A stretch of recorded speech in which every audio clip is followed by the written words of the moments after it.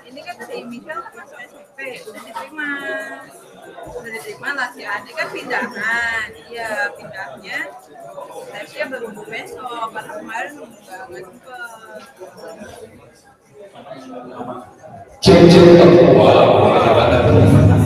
Oke teman-teman, sampai ketemu pesan yang lain. Sekarang ini sudah memasuki pukul 18.40. Sudah pengen saya.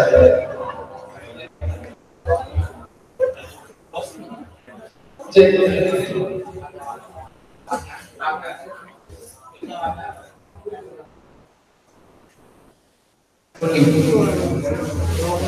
Tolong bantu cek.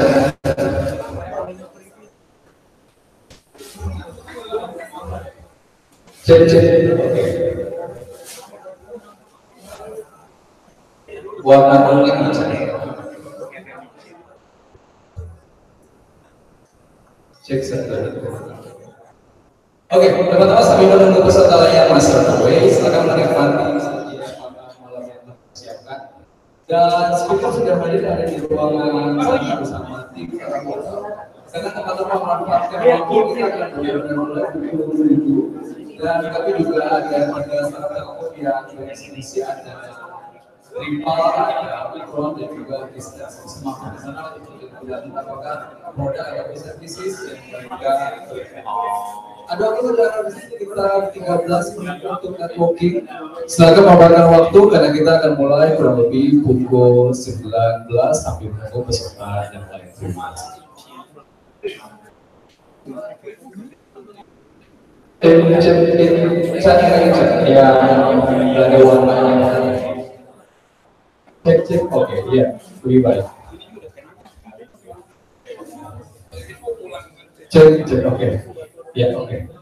Dan juga informasi kepada teman-teman bahwa untuk wifi-nya free, bisa lihat di layar untuk usernya dan juga passwordnya. Siapa juga kartu nama, karena ini juga jadikan event untuk perkenalan dengan teman barunya. Dan silakan memberi waktu kurang lebih 12 menit yang akan datang sebelum kita mulai. Terima kasih.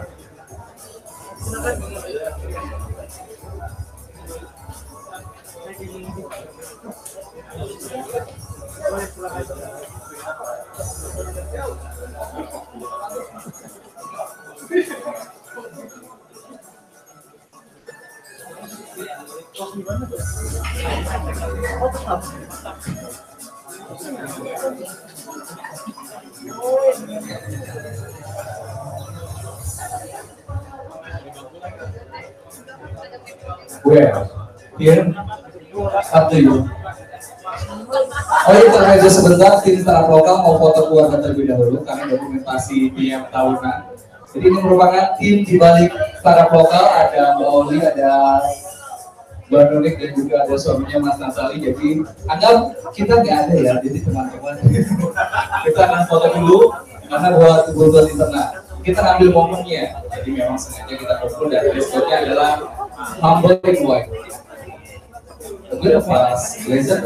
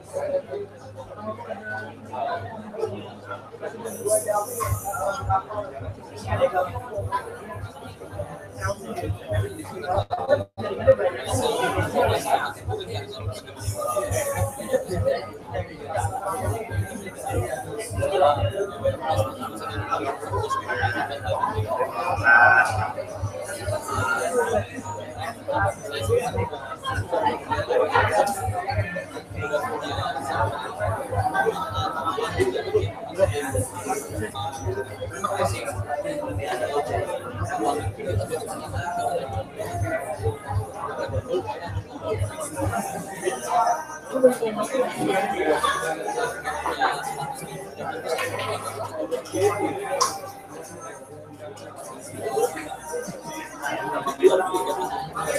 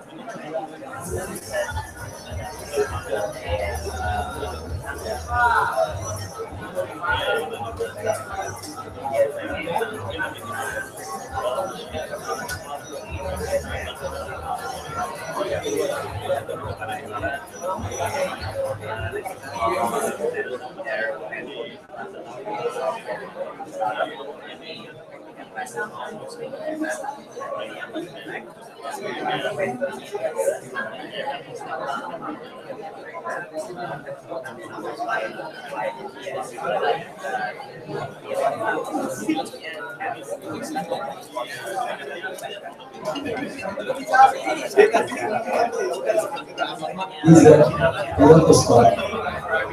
Anyway, this is your business.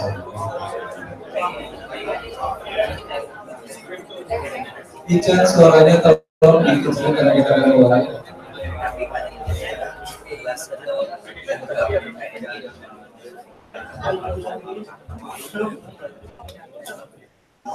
Selamat malam semuanya. Ini level 1, belum saya naikkan. Selamat malam semuanya. Assalamualaikum warahmatullahi wabarakatuh. Salam sejahtera untuk kita semua. Perkenalkan saya Heri Fahrurizal yang akan menjadi MC pada MEETUP Sarboka yang ke-79. Kami telah mengadakan MEETUP ini sejak tahun 2010, artinya bulan depan merupakan bulan kami yang ke-80. Saya aktif di Sarboka sejak tahun 2013, ini merupakan tahun kelima saya. Saya juga, terima kasih. Yang paling lama ya bro, kecuali dulu. Oke, yang kedua saya juga kerja di Telkom sebagai startup digital and community engagement. Ini lebih kepada community engagementnya. Semua startup bukan hanya milik Telkom tapi juga yang non Telkom. Saya juga co-director dari startup Grind Bandung, merupakan sebuah franchise event di Silicon Valley. Saya ditunjuk untuk megang Bandung. Ini saya punya 4 chapter, Jakarta, Jogja, Bali, Bandung. Saya juga founder dari startup Bandung Community. Ayo orang Bandung, ayah kesalahan saya. Saya juga leader dari EdTech Indo, sebuah komunitas startup pendidikan. Dan beberapa bulan lagi kami akan launching atas nama Indonesia EdTech Association atau Asosiasi Startup Edukasi yang akan launching bulan April atau Mei. Saya juga YouTuber, mau tampilkan YouTube channel saya, sneak peek-nya aja, hanya berapa waktu. Silakan bro, I just want to show my YouTube channel. Gedein dong bro, gambarnya digedein bro.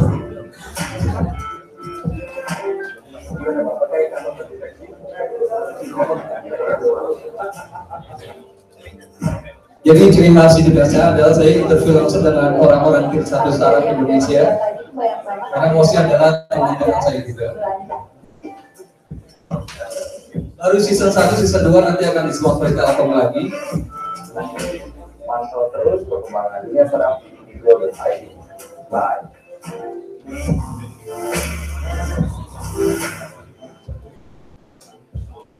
Tepuk tangan dong buat YouTube-nya saya. Asik banget tuh ya. Teman-teman, sebelum mulai ada beberapa rangkaian acara. Yang pertama adalah Startup Day. Ini merupakan sebuah sesi di mana teman-teman startup, baik yang telkom maupun non-telkom, bisa ngisi di sini untuk promote startupnya, produknya apa, layanannya apa, only 5 minutes. Kemudian nanti ada opening dari perwakilan startup lokal, opening dari tuan rumah yaitu Indigo, dan langsung ke sesi inti yang akan dibawakan oleh AA Chris.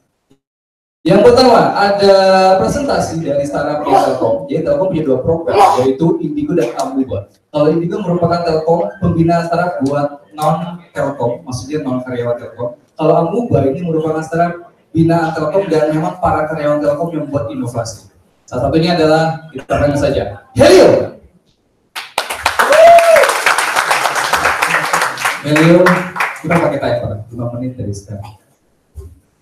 Assalamualaikum warahmatullahi wabarakatuh. Salam kenal teman-teman, nama saya Ali Afriansa. Saya CEO dari Helio. Helio tadi disebutin salah satu startup binaan yang berasal dari karyawan Telkom.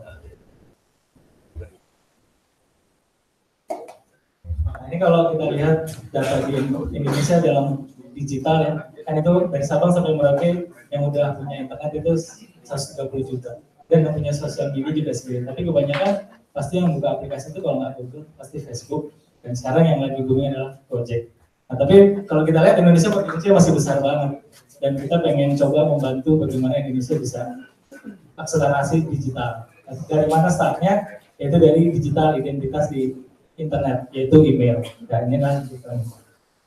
Nah, permasalahannya sekarang adalah di email bisnis itu mahal kalau untuk large enterprise. Terus yang kedua, kalau pakai email gratisan itu juga susah, ribet, harus setting segala macam. Dan terakhir, kebanyakan fitur. Akhirnya ujung-ujung tetap aja pakainya email-email juga. Nah, itulah makanya kami sebagai Helio punya ide bagaimana membuat platform bisnis yang handal, terjangkau, dan juga aman. Nah, sebagai misi membangun Indonesia untuk menjadi negara berkedaulatan data, karena datanya ada di Indonesia. Nah, kenapa sih pakai Helio? Pertama ya, akan mengurangi biaya investasi teman-teman atau perusahaan-perusahaan. Yang kedua, pakai app company itu kan benar-benar identitas ya, biar keren, jadi terpercaya. Yang ketiga itu komplain dengan regulasi pemerintah. Ada regulasi pemerintah PP nomor 82 tahun 2012 tentang data center. Nah, ini fitur-fitur kami. Yang pertama ya namanya pakai app domain perusahaan. Yang kedua, kalau udah terbiasa pakai mobile client-nya atau apps klien di desktop maupun di handphone, itu nggak perlu install lagi, tinggal integrasi pakai top 3. Terus ada admin console kalau mau add user. Yang terakhir adalah email grouping, jadi gampang kalau baca email. Dan terakhir kita lagi ongoing fitur inbox as a service. Jadi teman-teman kalau yang punya apps itu nggak usah dibikin inbox, tinggal hit API kita aja. User kalian bisa dapat informasi promo-promo dari teman-teman. Nah, ini implementasi saat ini kita udah running di ruang guru udah pakai, terus IDREN itu komunitas riset nasional, dan saat ini di Telkom sendiri juga menggunakan kami. Nah, ini kalau produk kita ada 2, jadi on cloud, yang kedua dan on premise. Kalau on cloud kita punya 2 paket ya, nanti bisa berlangganan di paket yang bisnis atau yang basic. Nah, ini terakhir dari saya, ayo join dengan Helio. Gampang caranya, tinggal masuk aja ke websitenya helio.id. Terus nanti ada promo campaign dari kita, tinggal masukkan domain teman-teman semua. Sekian, terima kasih.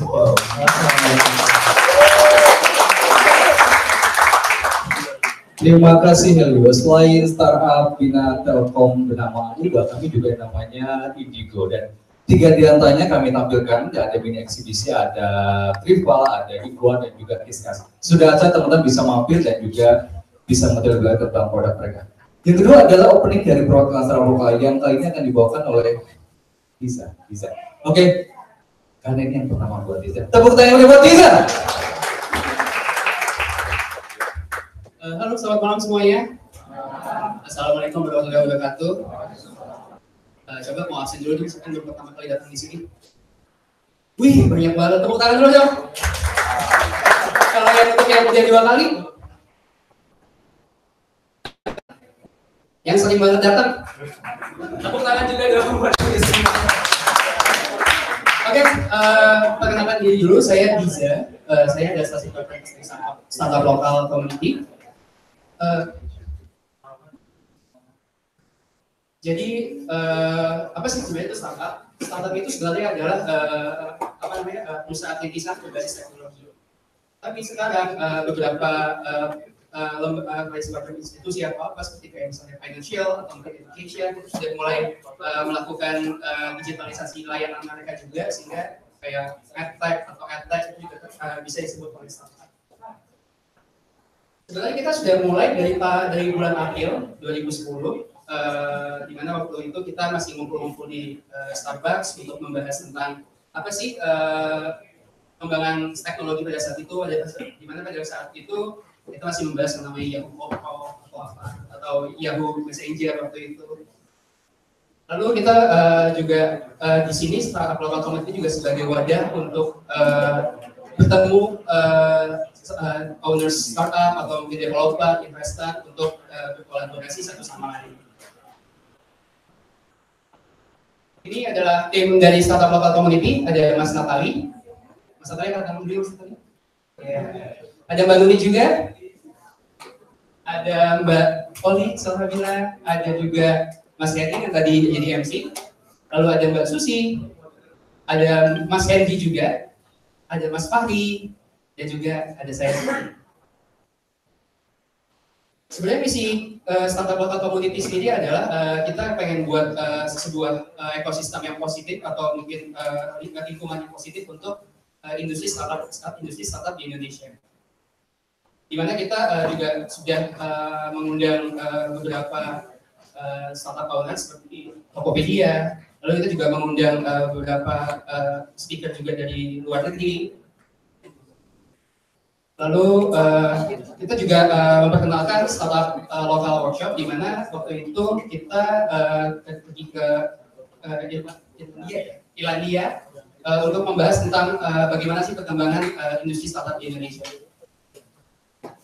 Kalau untuk startup ekosistem tahun 2018 masih sama seperti tahun-tahun sebelumnya, masih membutuhkan founders, lalu membuat sebuah startup untuk untuk dana dari investor.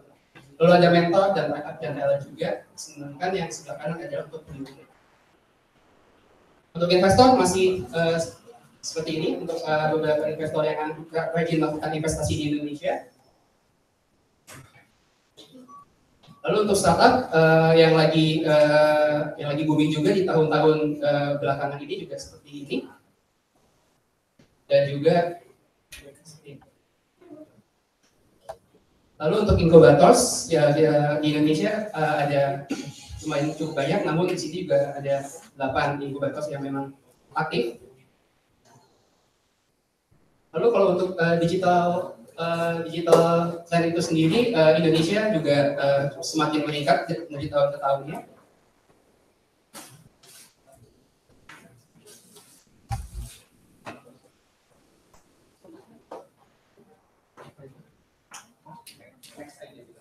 Oke, next.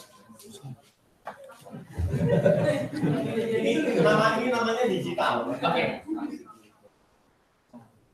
Oke, untuk investment trend sendiri, investor masih tertarik untuk melakukan investasi di startup on demand, lalu dilanjutkan oleh e-commerce, advertising, IoT, dan software as a service. Next. Untuk investment di Indonesia sendiri juga masih di mayoritas juga masih di seed investment, lalu dilanjutkan oleh Series A. Dan startup sendiri juga di Indonesia juga harus cepat-cepat juga untuk melakukan untuk launching produk. Jadi sebenarnya kalau bisa untuk launching produk ya biar untuk masukan juga dari pengguna-penggunanya bakal seperti apa. Lalu isu yang masih kencang juga untuk di industri startup sendiri masih di acquisition sama modal. Lalu kenapa sih kalian ngumpul di sini? Pertama, kalau misalnya kalian co-founders pengen cari partner atau mungkin ada ide pengen disampaikan ke teman-teman yang lain, mungkin silahkan. Lalu juga kalau misalnya bagi yang lagi nyari kerjaan atau nyari funding juga untuk startupnya, di sini juga sebagai wadah untuk mencari funding juga kalau misalnya investor juga. Untuk itu jangan malu untuk berkenalan di kiri kanannya dan juga jangan ragu untuk take notes juga. Terus juga bukan kartu nama mungkin. Lalu untuk ikutin update-update dari kita silakan langsung gabung aja ke all@startuplokal.org. Oke, seperti hari ini juga kita kan hari yang spesial, di mana hari ini kita akan melakukan launching logo baru. Untuk itu, aku pengen mengundang seluruh teman-teman dari Startup Lokal untuk ke depan semua.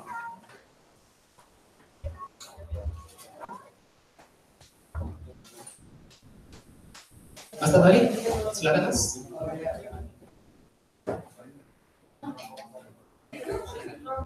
Ya, kita udah dari 2010 ya, Startup Lokal, berarti sampai sekarang udah 8 tahun.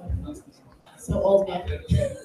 Nah, dan 8 tahun itu kita berawal dari Twitter, makanya kita pakai hashtag Startup Lokal gitu kan. Nah, 8 tahun udah lama banget, kita waktu itu ada yang donate logo ya. Jadi logo kita dapat dari anak SMA, donasiin logo ke kita, terus udah 8 tahun dipakai, kayaknya malu juga kalau kita nggak ganti-ganti. So, today we decide to rebrand ya, to change our logo. Filosofinya apa Mas Natali? Oke, jadi filosofinya itu kalau dilihat di logo yang lama itu kan agak keras ya, tajam gitu ya. Makanya kita pengen supaya kita ini sebagai community, ya kan? Kita pengen men-embrace semuanya, rasa warm, rasa welcome jika teman-teman hadir di sini. Jadi saya yakin teman-teman yang pertama kali di sini kan pasti takut ya kan, nanti rasanya kayak apa, ya kan? Makanya supaya datang dengan rasa yang senang dan nyaman, pulangnya bahagia gitu, tidurnya terus gitu. Nah, jadi makanya kita menggunakan warna yang lebih bersahabat, ya. Terus juga di icon kita ada tadi logo kita.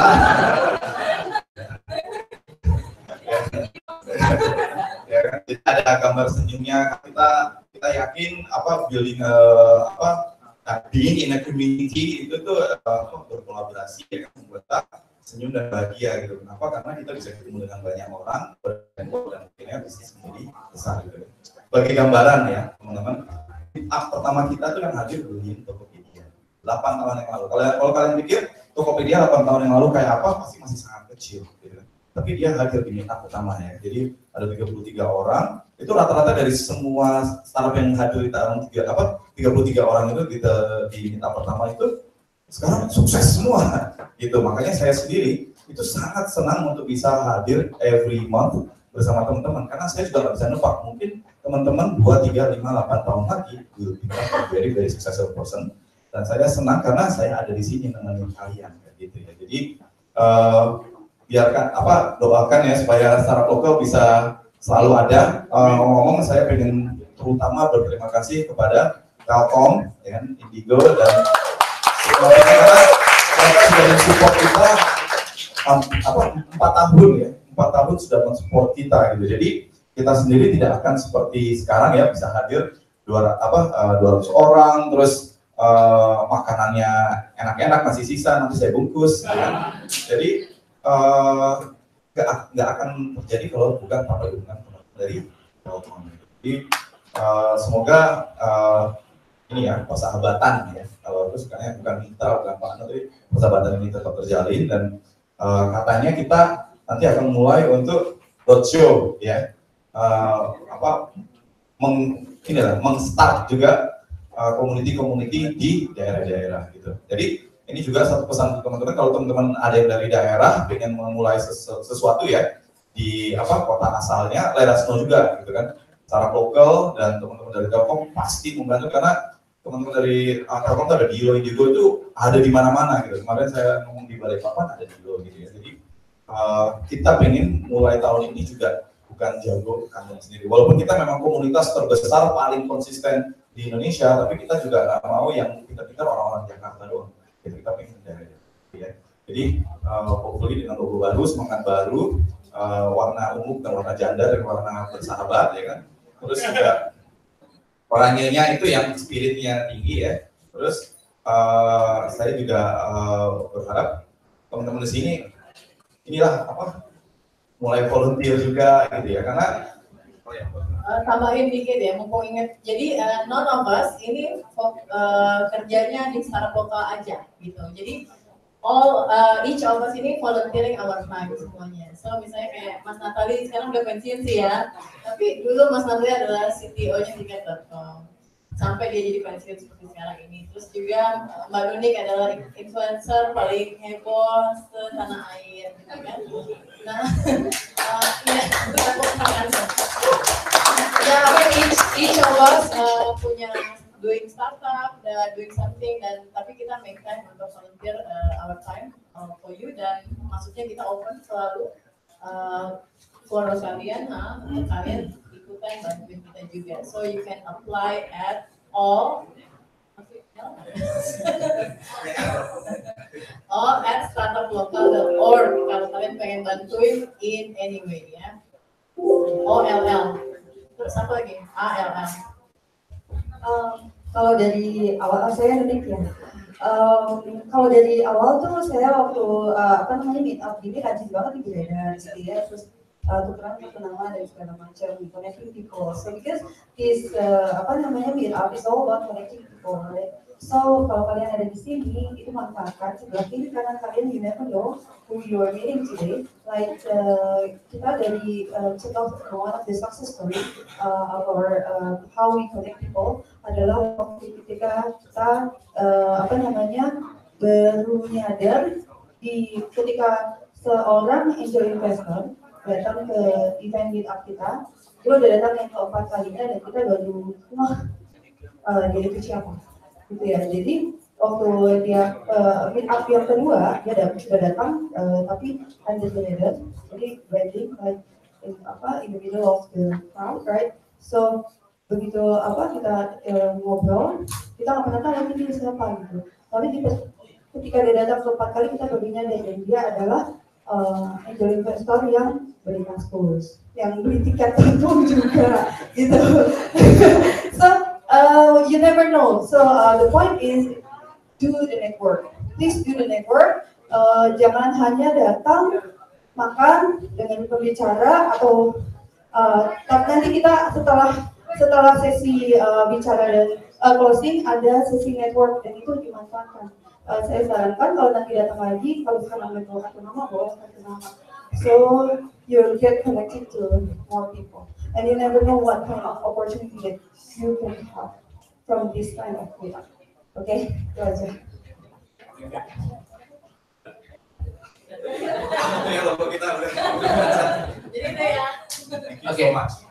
Oke, terima kasih semuanya yang memberikan salam lokal. Oke, sekian dari salam lokal. Kembali lagi ke Mas. Terima kasih, di jalan tepuk tangan beri untuk Giza. Ini merupakan penampilan pertama dia untuk presentasi tentang apa itu startup lokal. Sebelum di sesi acara puncak ada tentu saja sambutan dari tuan rumah, yaitu perwakilan dari Indigo. Kita panggil saja Mas Bayu. Apa kabar semuanya? Saya nggak tahu ya, mungkin saya salah, tapi rasanya saya ini kayaknya terame ya sekarang ya.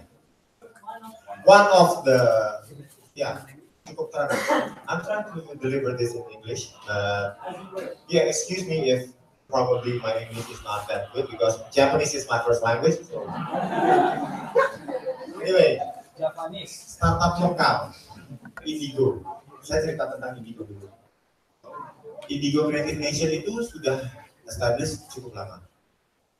Kemudian saat ini kita sudah punya 18 Digital Innovation Launch atau yang kita sebut dengan DILO. Silahkan dicek di indigo.id, itu tersebar di seluruh Indonesia. Yang minggu lalu baru kita resmikan adalah di Padang. Yang hari ini baru kita resmikan adalah Digital Valley. Yang keempat yaitu Makassar Digital Valley. Minggu lalu itu Pak Rudiantara juga ikut meresmikan dengan guru. Nah, intinya apa? Visinya startup lokal dan visinya Indigo itu mirip dan boleh saya bilang sama. Visinya Indigo Creative Nation itu adalah digitalizing Indonesia. Sementara startup lokal juga membangun ekosistem Indonesia. Nah, kita sudah berjalan 4 tahun bersama-sama.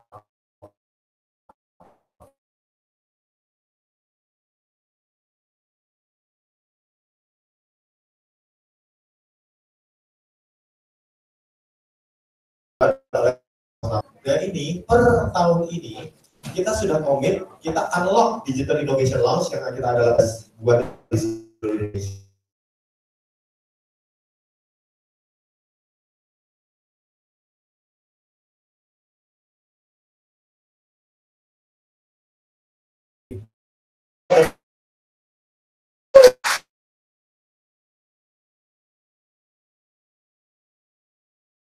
Sehilir kita dari mulai nurturing startup. Jadi kalau dari sini barangkali belum punya startup atau masih berpikir, kita bisa melakukan mix and match. Ya, itu namanya nurturing dan selecting creativity. Kemudian itu di Digital Innovation Lounge. Pada saat kita masuk ke Digital Valleys, itu startupnya sudah jadi. Nanti di sesi di stage-nya business model validation dan market validation. Setelah itu kita juga establish anak perusahaan atau corporate venture capital yang gunanya untuk funding, namanya Metra Digital Innovation. Nah, seiring berjalannya waktu, Indigo tumbuh dan startup lokal juga tumbuhnya semakin boosting. Sehingga kami dengan bangga hati dapat bekerja sama lebih lanjut. Persahabatan ini akan terus berlanjut ke depan dengan startup lokal, insya Allah, sampai salah satu orang terbaik di startup lokal, pemain bola, ditransfer ke sini, yang namanya Heri Fahrul Rizal. Ditransfer ke Indigo, saking kita tuh intinya. Jadi ya, enjoy the show. Malam ini we will be having Chris. He's gonna be speaking about the great agenda, the blossoming. Tadi mana back tadi? Back. Okay. The blossoming Islamic startup scene. Chris Abdul Rahman Gofar. Please give an applause. And before that, I want to ask all the startup local to come here, take a photo together because we're very, very good friends. And this is our celebration. And you just celebrate your new logo, and we are celebrating our new relationship ahead to go to all Nusantara. Please.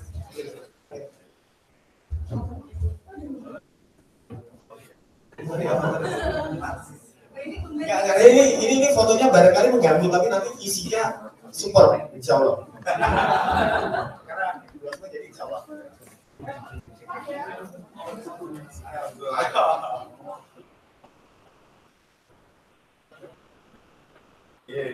Okay, thank you ya, thank you semuanya. Thank you. Okay, ladies and gentlemen, enjoy your show. Sit down, lay back, and then I'll give it to the MC.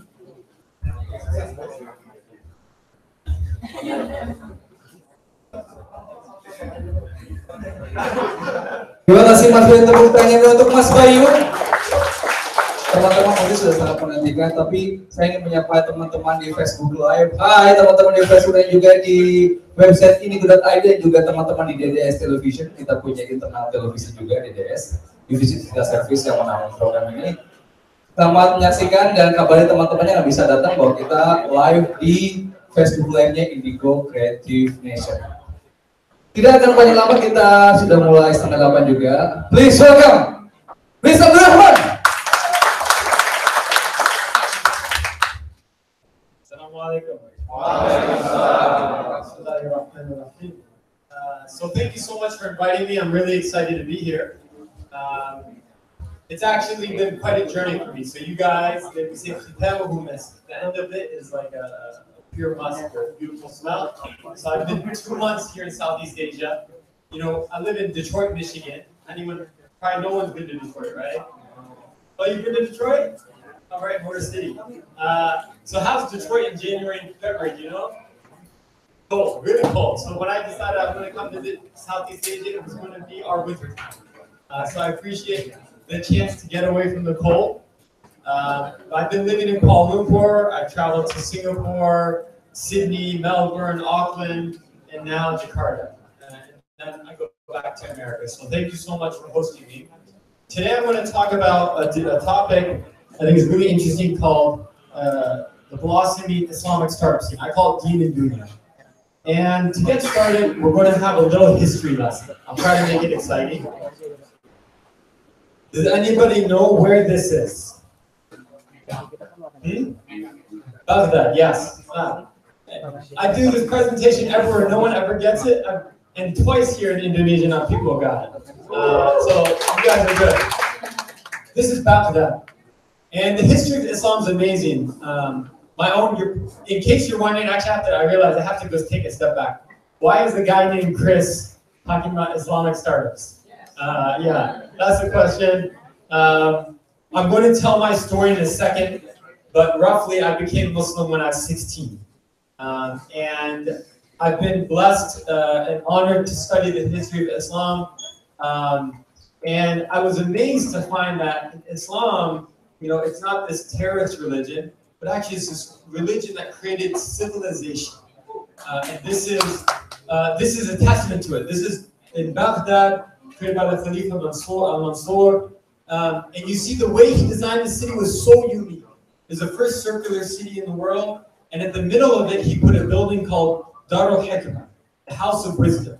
And anybody, whether you're Muslim or Jew or Christian or anything, you could come there to learn, come there to teach, and go back to where you came from and share that knowledge. And for that reason, Muslims help create and spread the technologies, we could say, of universities, of modern medicine, of algebra, of chemistry, of advanced philosophy. And this was our legacy for a time. But as we know, did it stay that way? I don't think it stayed that way. So I have another place. Does anyone know where this is? It's not Baghdad, but it could be. It looks like Spain. It is Spain. So I think this is so interesting. This is a city called Medinatu Zahra, the city of beauty. And the story about this, you have to understand a little bit about Spain. When the Muslims came to Spain, one of the early Khalifas, his name was Abdurrahman I. Very pious man. And as he conquered Spain, they made sure that they recognized that any success they had was from Allah subhanahu wa ta'ala, it was from God. And they always tried, when they built these beautiful structures like Alhambra Palace, it was to reflect the beauty of God. And that's why if you go to Alhambra Palace, they have calligraphy that says, anyone know? La ghaliba illallah. There's no victor, no conqueror, no successor, except for God. And to remind themselves that all this that they have is from Him and for Him. Though what happens, your grandkids, sometimes they don't live up to your legacy.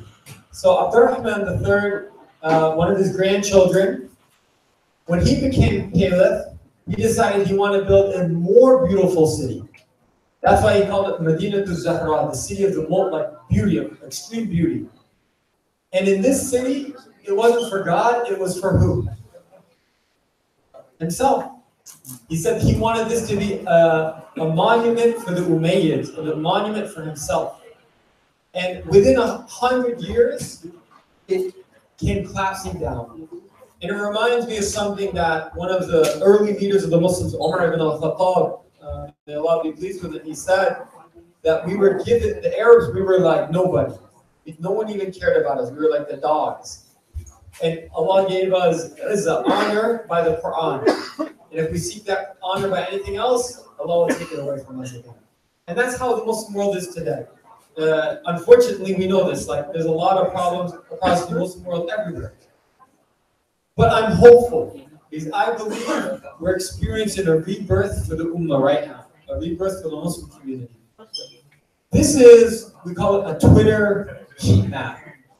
So this is when someone tweets something like hashtag startup local, it starts lighting up. Honestly, this is Startup Local has ways to go. It's not Startup Local.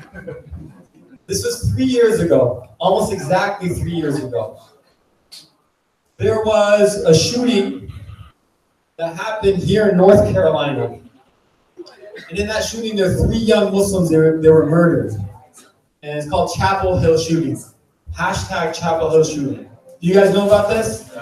A lot of people know about this. And you can see what happened when people started tweeting it. It spread in America and Europe and Middle East and even Southeast Asia. I think you guys are right. I'm not that American. Okay. So, to me, why are people in Jakarta and Johannesburg and Brazil and all over the world, why are they tweeting about this? Because it hurt them. It hurt them so much. And so this tweet map is a sign that our hearts, they're still alive. And this is what the heartbeat looks like. Our ummah, its heart is still beating. And technology is allowing these hearts to be connected. You know, we're split up into like 100, way more than 100 countries now, the Muslim ummah. But when we use technology, it's like we can be one community all over again. And in fact, we have a term for it. The term is gummies. You say gummies? Gummies. Well, let's say it. Ready? 1, 2, 3, gummies. Okay. All of you are gummies. I'm a gummy. What's a gummy? A gummy is a global urban Muslim who is educated in English speaking. Okay? So let's say that together. Global, urban, Muslim, educated, English speaking. Okay? If you can understand me, you're English speaking. We're urban, we're all in Jakarta. Maybe not everyone's here Muslim, I apologize. I hope I'm not offending anybody. But I assume most of us are Muslim. And you're obviously all very, very well educated. This community 30 years ago almost didn't exist. And you know how many people are gummies today? Over 200 million. It's like Indonesia, right? You guys are about 270 million. Okay, it's not quite as big as Indonesia, but imagine that. 200 million people that they're proud of their Muslim identity, they are educated, they tend to have good jobs, they're making money. Now, do you think these people will, like ourselves, we're just happy to watch Marvel movies, Marvel Studio movies all the time, or do we want to see some of our own heroes? Right? Anyone have Netflix here? Do you have Netflix here? Yeah. Raise your hand if you watch Netflix. Okay, this is bad examples. Is everyone just shy to say that they don't watch Netflix? Or you don't watch Netflix? Okay. So like in Netflix, I love Netflix, but the shows sometimes are so, we call it ayib in Arabic, like it's so inappropriate, you know? But you have, for example, I've learned about a new story since I came here, is you have the 9 saints. Is that right? The 9 people that brought Islam to this area. Some of them use puppets.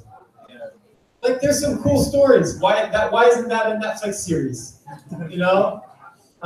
No, seriously, it can be. And we're starting to see, if any of you have seen Ertugrul Resurrection, you see that now we're starting to tell our stories better. And so there's a demand, and we're seeing a big consumer demand. And I'm going to show you that consumer demand through the example of LaunchGood. For LaunchGood, I'm not going to talk too much about our ups and downs as a startup. But when I do the question and answers, if you want to know about like the 3 or 4 times we almost died, you ask me. If you want to learn about, the time our website broke or all sorts of stuff, you can ask me. LaunchGood, what is it? LaunchGood is a global crowdfunding platform focused on the Muslim community. So we help people raise money online. How did it start?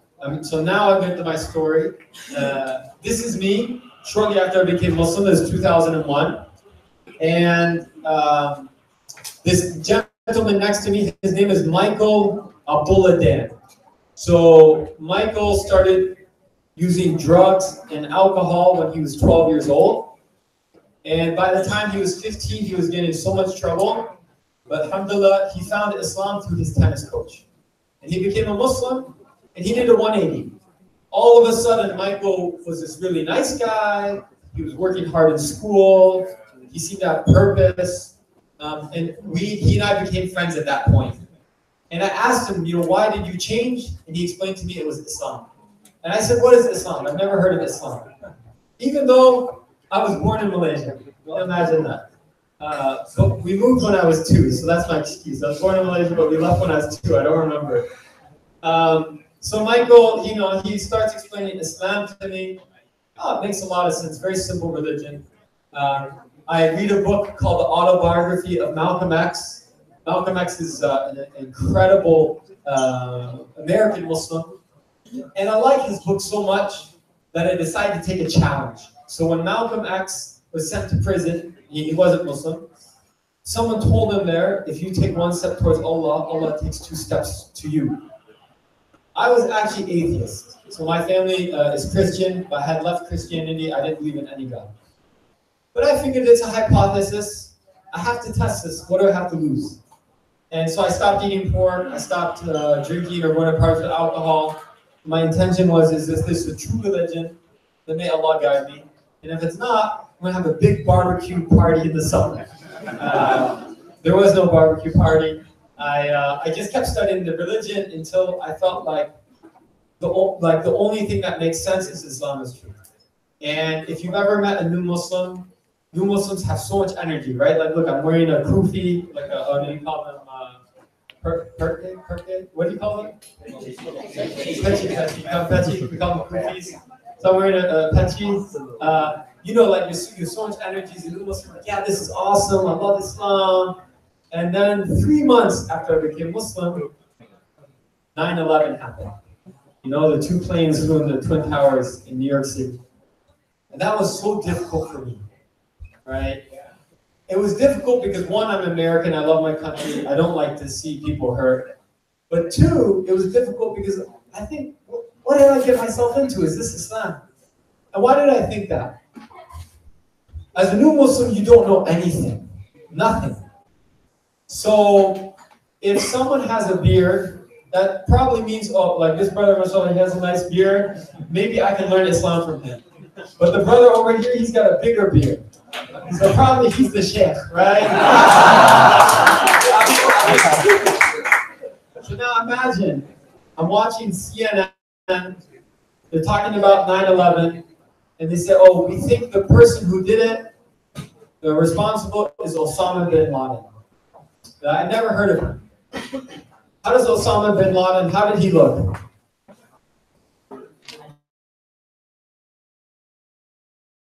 He was wearing a turban, and he was quoting the Quran perfectly, and quoting the Hadith, and he left the luxurious life in Saudi to fight jihad, the caves of Afghanistan. So you can imagine, as a new Muslim, how does that sound? It sounds perfect almost. So I was really confused. I was so confused. I said, is that Islam that looks like Islam? But how could terrorism be Islam?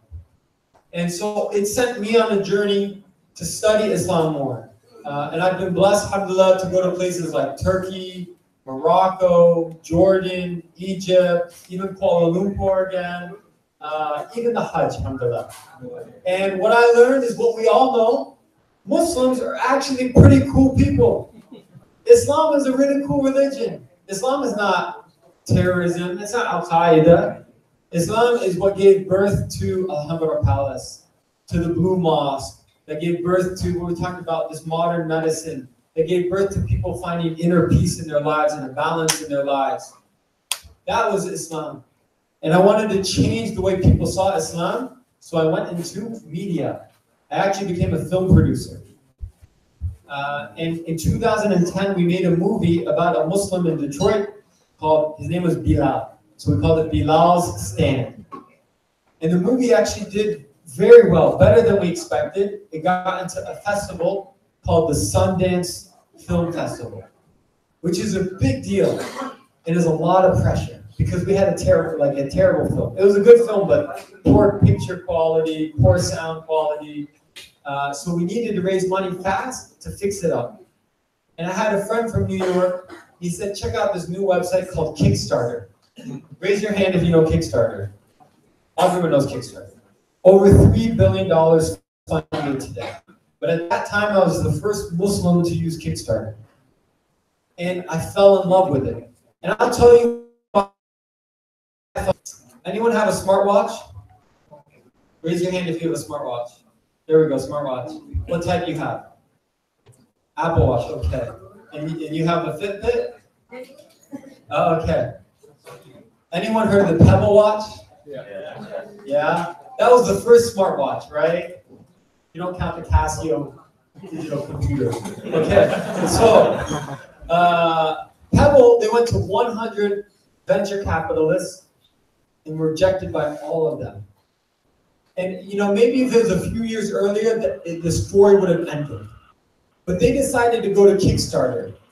And they showed their product. And they told the people, they told you and me and everybody out there on the internet, hey, if you support us, if you believe in us, we can make this a product. And they had a goal, I think, $50,000. They raised more than $10 million. And now there's all these smartwatches that we see up here, right? And other people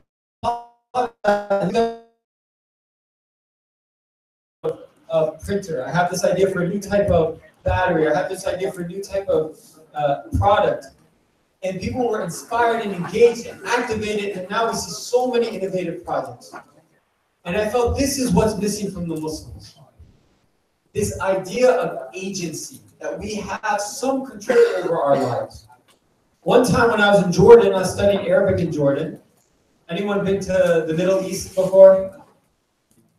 A little bit. I don't know if this is like here in Indonesia. I don't think it's like this, but it's like this all over the Middle East. I'm in the taxi, and the taxi driver finds out I'm from America. So now he starts complaining. Oh, yani, we have all these problems because of America, and Israel, and Shaitan. So he's going on and on. And then the azan for Maghrib. So I told him, let's go pray. He said, yani, you go pray. I'm going to have a smoke. Right? It's funny, but this is the problem with the Muslims today. That we want to just blame our problems on others and not do something about it. It's easy just complain. It's hard to build. But Allah says in the Quran, لَا يُغَيِّرُ اللَّهُ مَا بِقَوْمٍ حَتَّى يُغَيِّرُ مَا بِأَنفُسِهِمْ. Allah doesn't change the condition of the people until they change themselves. What's in ourselves. And so I thought maybe if I could make like a Kickstarter for the Muslims, like something that inspires Muslims to do good in their life and do good for their community and their family and their country, we can start to change the world. And so that led me to create LaunchGood. And as an example, this is a sister from Dubai. Her name's Amna Haddad.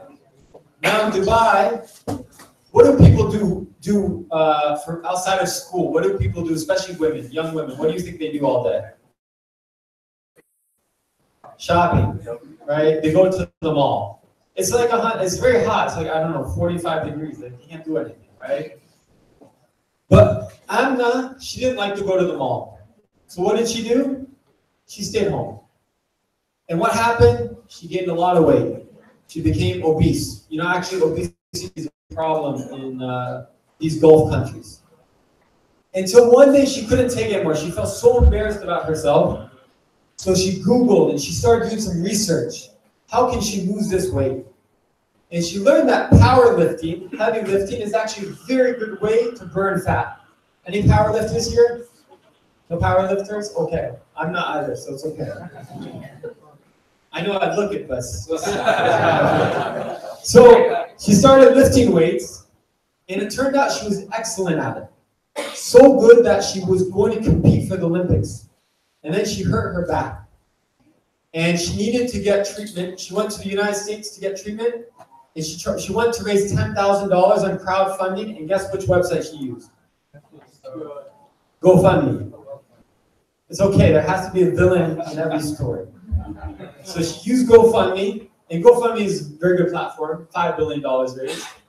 But her project didn't go anywhere. She had only 3 donors, $85. She wanted $10,000. Then someone recommended her to LaunchGood, and we found her, and we found out her story. She didn't tell her story. And this is the key of LaunchGood. It's about storytelling. The way to get people to take like to take their wallets out, is you have to open their hearts. And the way you open people's hearts is you tell stories. And I tell people, LaunchGood is not a crowdfunding website. Actually, it's a storytelling website. And we have 3,200 stories on our website, and every new campaign is one more chapter in that storybook. And so she did a LaunchGood, and we got her to tell her story, and she did an excellent job. Actually, so good that Nike found her. And Nike made her the first sponsored Emirati athlete by Nike ever. And she raised her money, and because of that publicity, because of the LaunchGood, because of the Nike campaign, she ended up becoming an inspiration to so many other young women, especially women athletes. In fact, many even came to LaunchGood and started raising money because they saw her campaign. And this is the beauty of our platform, at least, is that every good example can become the seed for 2 or 3 more good examples. But it doesn't end there. After Amina got her money, she went back, she got her treatment, and she finished her training. She went back to the UAE, and she competed with the UAE women's national team. And mashallah, the UAE women's national team qualified for the Olympics. And so in 2016, for the first time ever, Dubai and Abu Dhabi and those cities, they sent their first ever women's team to the Olympics to a weightlifting sport. And to go from a failed GoFundMe to the Olympics, I like to say that.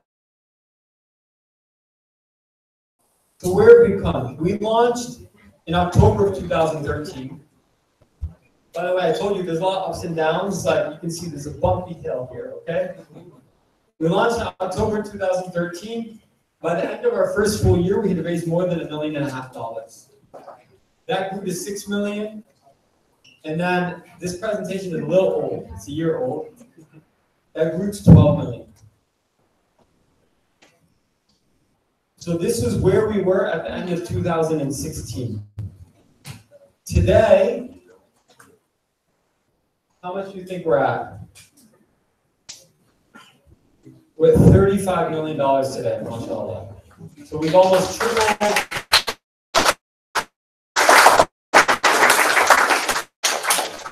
We've almost tripled in the last year. But we're most proud countries. In one country. We've had over 3,000 campaigns in 101 countries with 180,000 donors. That's raised $35 million. And I believe in transparency. So you go to LaunchGood.com, you go all the way to the bottom of our footer, you'll see all of our stats. You can follow our journey, inshallah. Okay, and I have a little video to play for you guys, and then we'll do Q&A. So you can go ahead and play the video.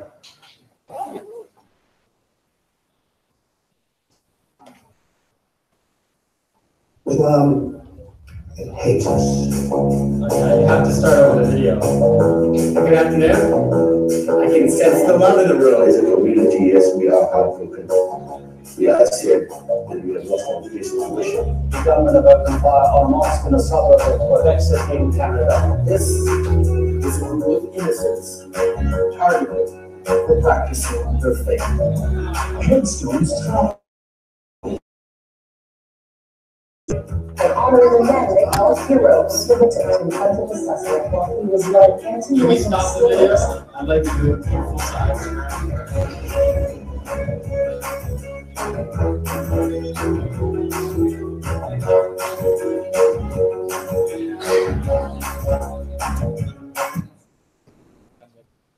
So as they get that ready, something I want you to look at for the video is we had a campaign from Indonesia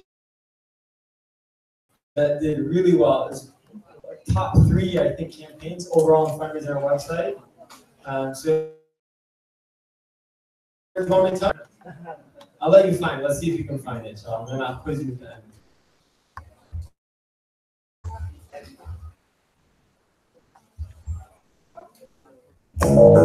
Good afternoon. I can sense the love in the room. As a community, yes, we are heartbroken. We are sad that we have lost our this situation. The government have opened fire on mosque in a suburb of Quebec in Canada. This is a group of innocents targeted for practicing their faith. Headstones toppled the Jewish cemetery near St. Louis. And honoring the men they call heroes for the victims confronted the suspect.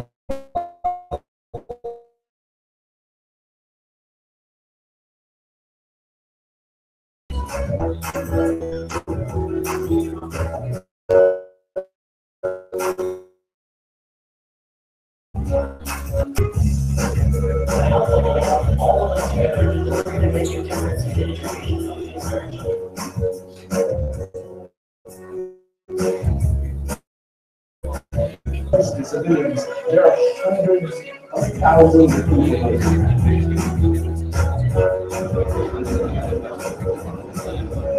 The area mosques have been turned into shelter.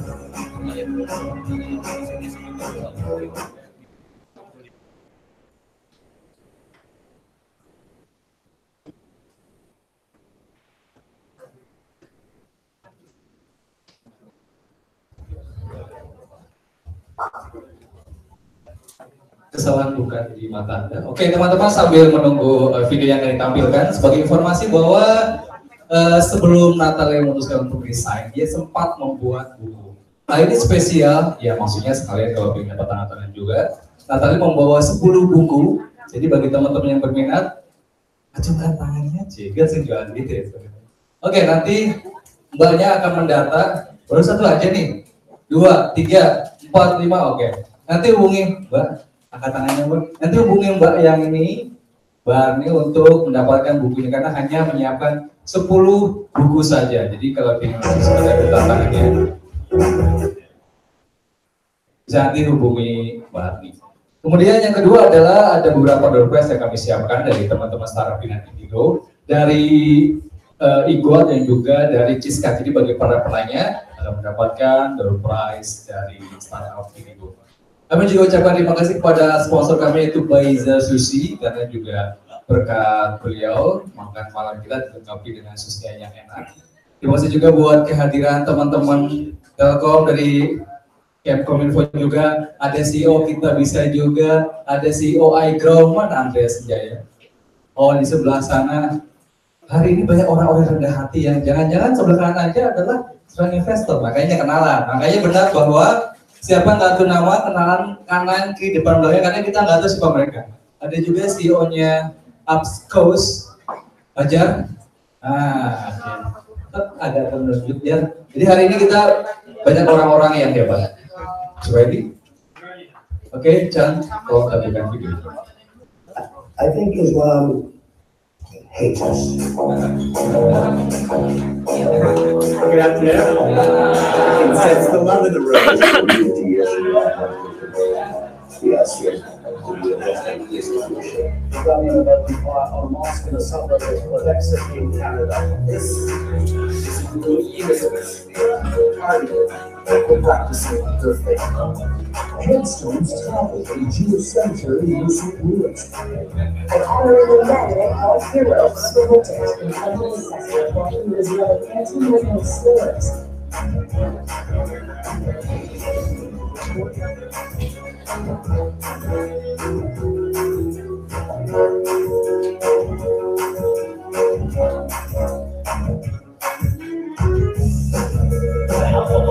All of us together, we're going to make a difference in the education of these churches.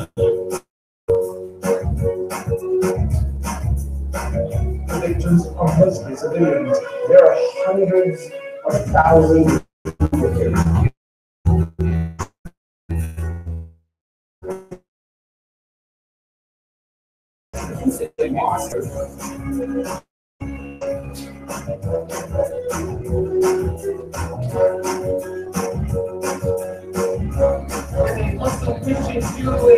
It's about having faith and giving a beautiful example to the world.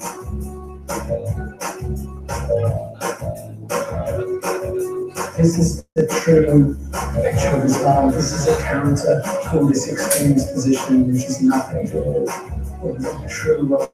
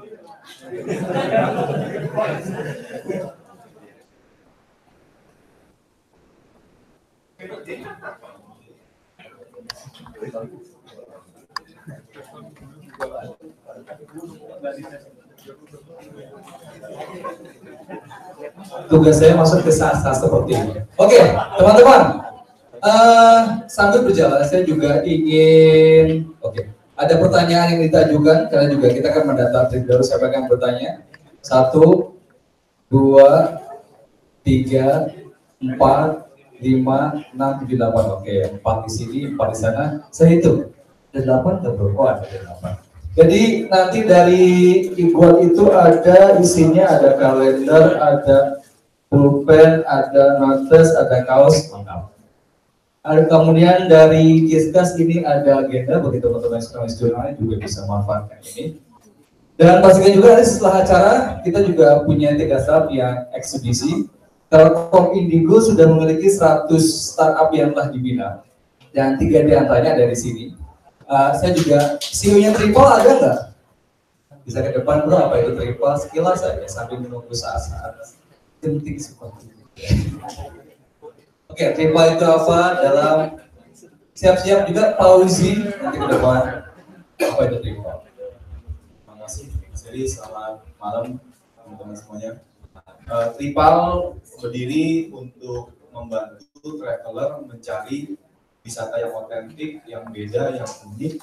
Di sisi lain, kita melibatkan orang-orang lokal untuk menjadi local pair atau local guide.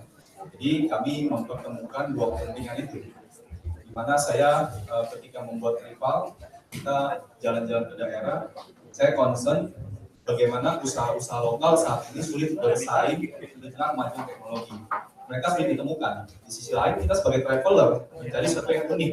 Oleh karena itu, solusi yang paling sederhana adalah setelah kami riset hampir 2 tahun mas, kami menemukan solusinya bagaimana kita menjadi sebuah platform yang mempertemukan local uniqueness dengan traveler yang cari wisata unik. Poinnya itu sebagai marketplace. Jadi siapa aja di sini juga boleh bergabung menjadi local pair supaya nanti orang-orang luar daerah, luar kota, luar negeri mau punya teman buat temenin jalan, ngapain, buat cari tempat-tempat wisata yang asik, kuliner-kuliner yang beda, yang nggak ada di Google bahkan. Ya, kayak saya pengalaman ketika bikin Triple ini, insight-nya ketika saya ke Lampung, saya menemukan satu coffee shop yang sudah berdiri dari tahun 46.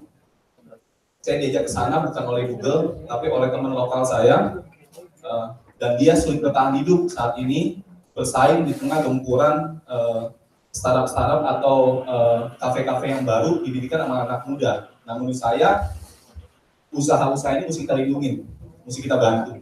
Ya, jadi itulah berdirinya Triple. Sebentar, Ica sudah siap? Is it okay? Ready? Dan Triple merupakan startup Indigo batch kedua tahun 2017. Oke, terima kasih. Tentang nomor Triple.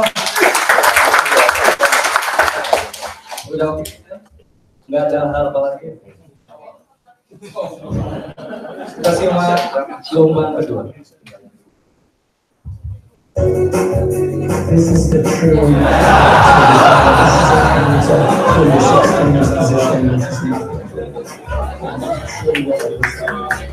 Ini buat anda siap-siap pausi ke depan sih. Ke depan sih. Kita sambut ikut. Tahu nggak kenapa teman-teman wajib registrasi di GOWAS? Karena Ghost juga salah satu dari binator juga. Oke, silakan bro, apa itu? Oke, Assalamualaikum warahmatullahi wabarakatuh. Selamat sejahtera untuk kita semua. Perkenalkan saya Fauzi, saya founder and CEO e-Guards Indonesia.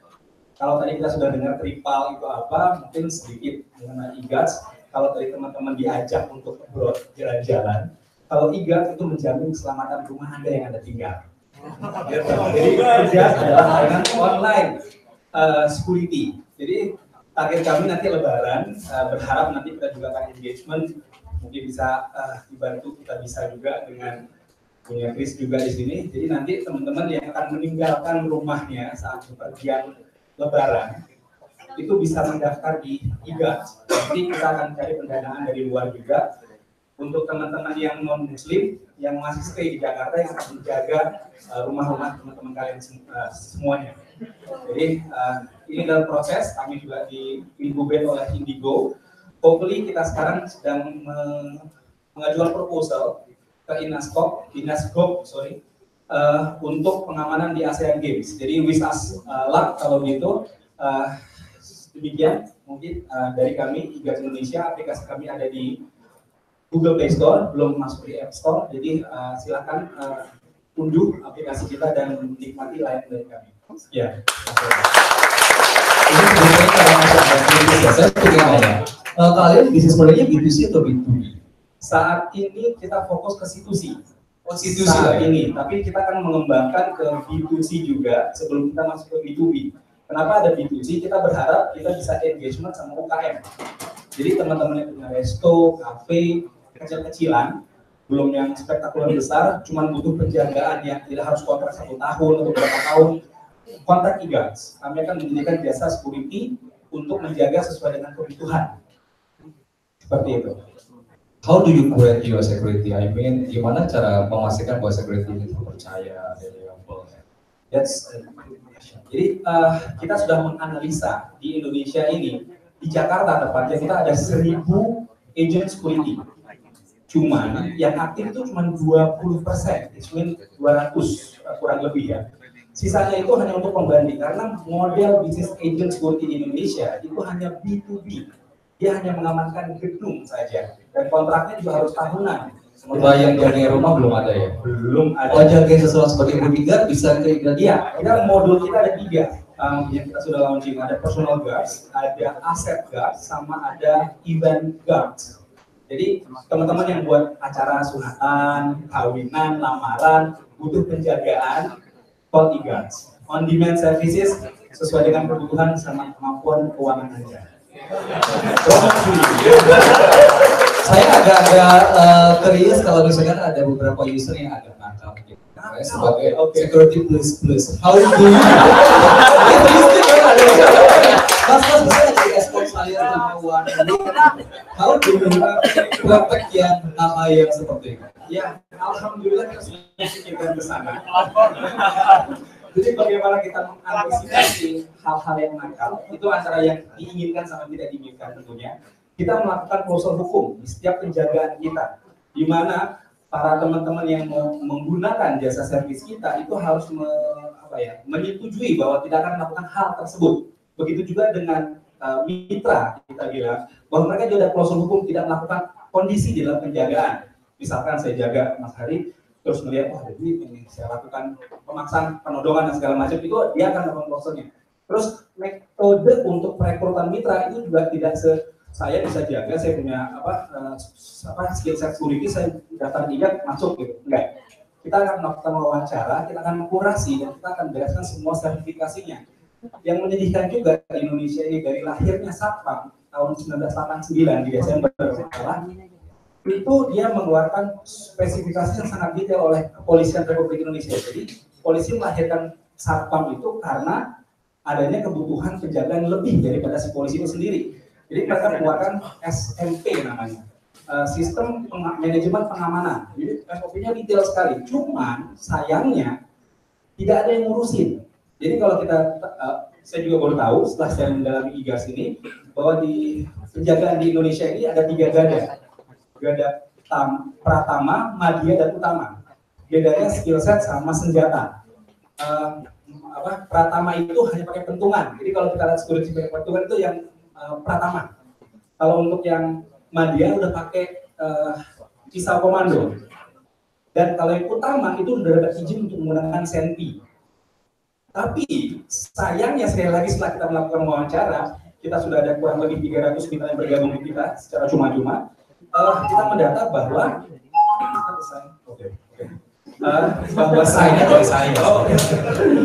bahwasanya tidak ada yang ngurusin mereka. Jadi kita wawancarai ternyata sudah ada yang pegang senpi, tapi sertifikatnya itu masih Pratama. Jadi sangat disayangkan. Jadi nggak ada yang ngurusin mereka. Terus dari biaya yang mereka dapatkan di kontrak tertulis 4 sekian atau UMR dari 3,8 di Jakarta, mereka terima itu less than itu. Nah ini kita lihat bahwa kita berharap tiga ini bisa melakukan standarisasi sesuai dengan kompetensi masing-masing penanganan itu sendiri. Agak sensitif. Berapa price rate-nya untuk menggunakan jasa ini? Seharusnya belum dibolehkan ngomong-ngomong gitu sebenarnya. Oh oke. Tapi affordable lah ya. Affordable. Bedanya dengan agent security, karena agent security itu kita bayar ke agentnya, bukan ke security-nya. Tapi kalau ke IGA, kita langsung bayar ke security-nya melalui IGA. Jadi IGA fungsinya hanya mengambil persentase 25% dari setiap transaksi yang teman-teman lakukan. Seperti itu. Ican ready? Are you sure? Benar? Oke. Tepuk tangan buat Ican. Nanti bisa datang ke booth-nya ya buat yang lebih lagi.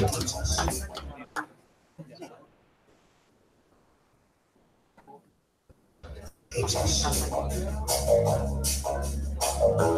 afternoon.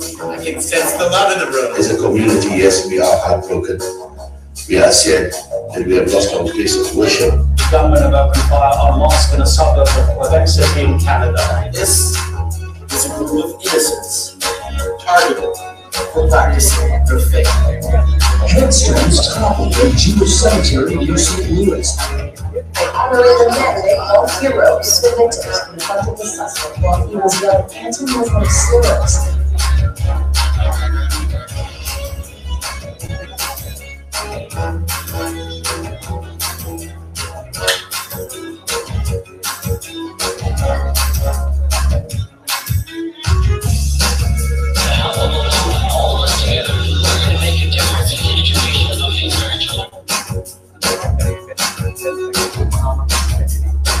The victims are mostly civilians. There are hundreds of thousands of people here.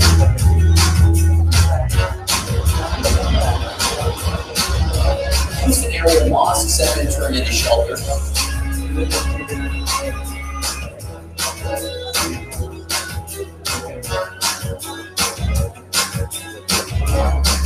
Muslim, Christian, Jew, or Hindu, it's about having faith and giving a beautiful example to the world.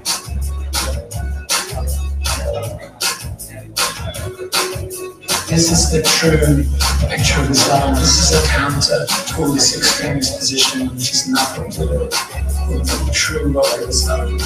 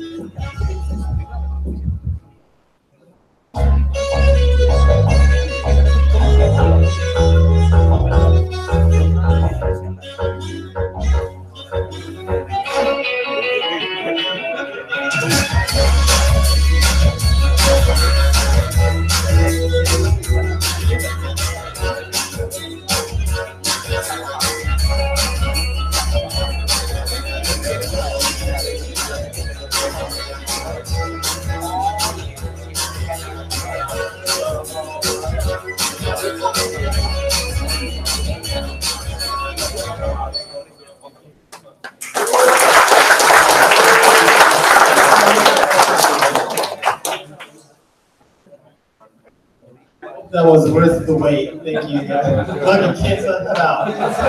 Good job, good job. Good job. Let's give them a round of applause. That's okay, we're not. Sense the love in the room. Which one was the one from Indonesia? Yeah, mashallah. Let's give them a round of applause to Irfan, that song in the back. Irfan, where are you? There he is.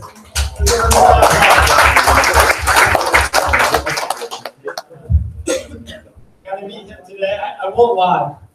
When I was going, I didn't tell you this. So I visited them today, and I was really nervous. Because their campaign, the average campaign on LaunchGood raises about 10,000 US dollars. Typically, campaigns in countries like Indonesia raise less than that, right? Because the buying power, the earning power is less. And they had a goal of $50,000. You know how much they raised? How much you raised? Or 100,000.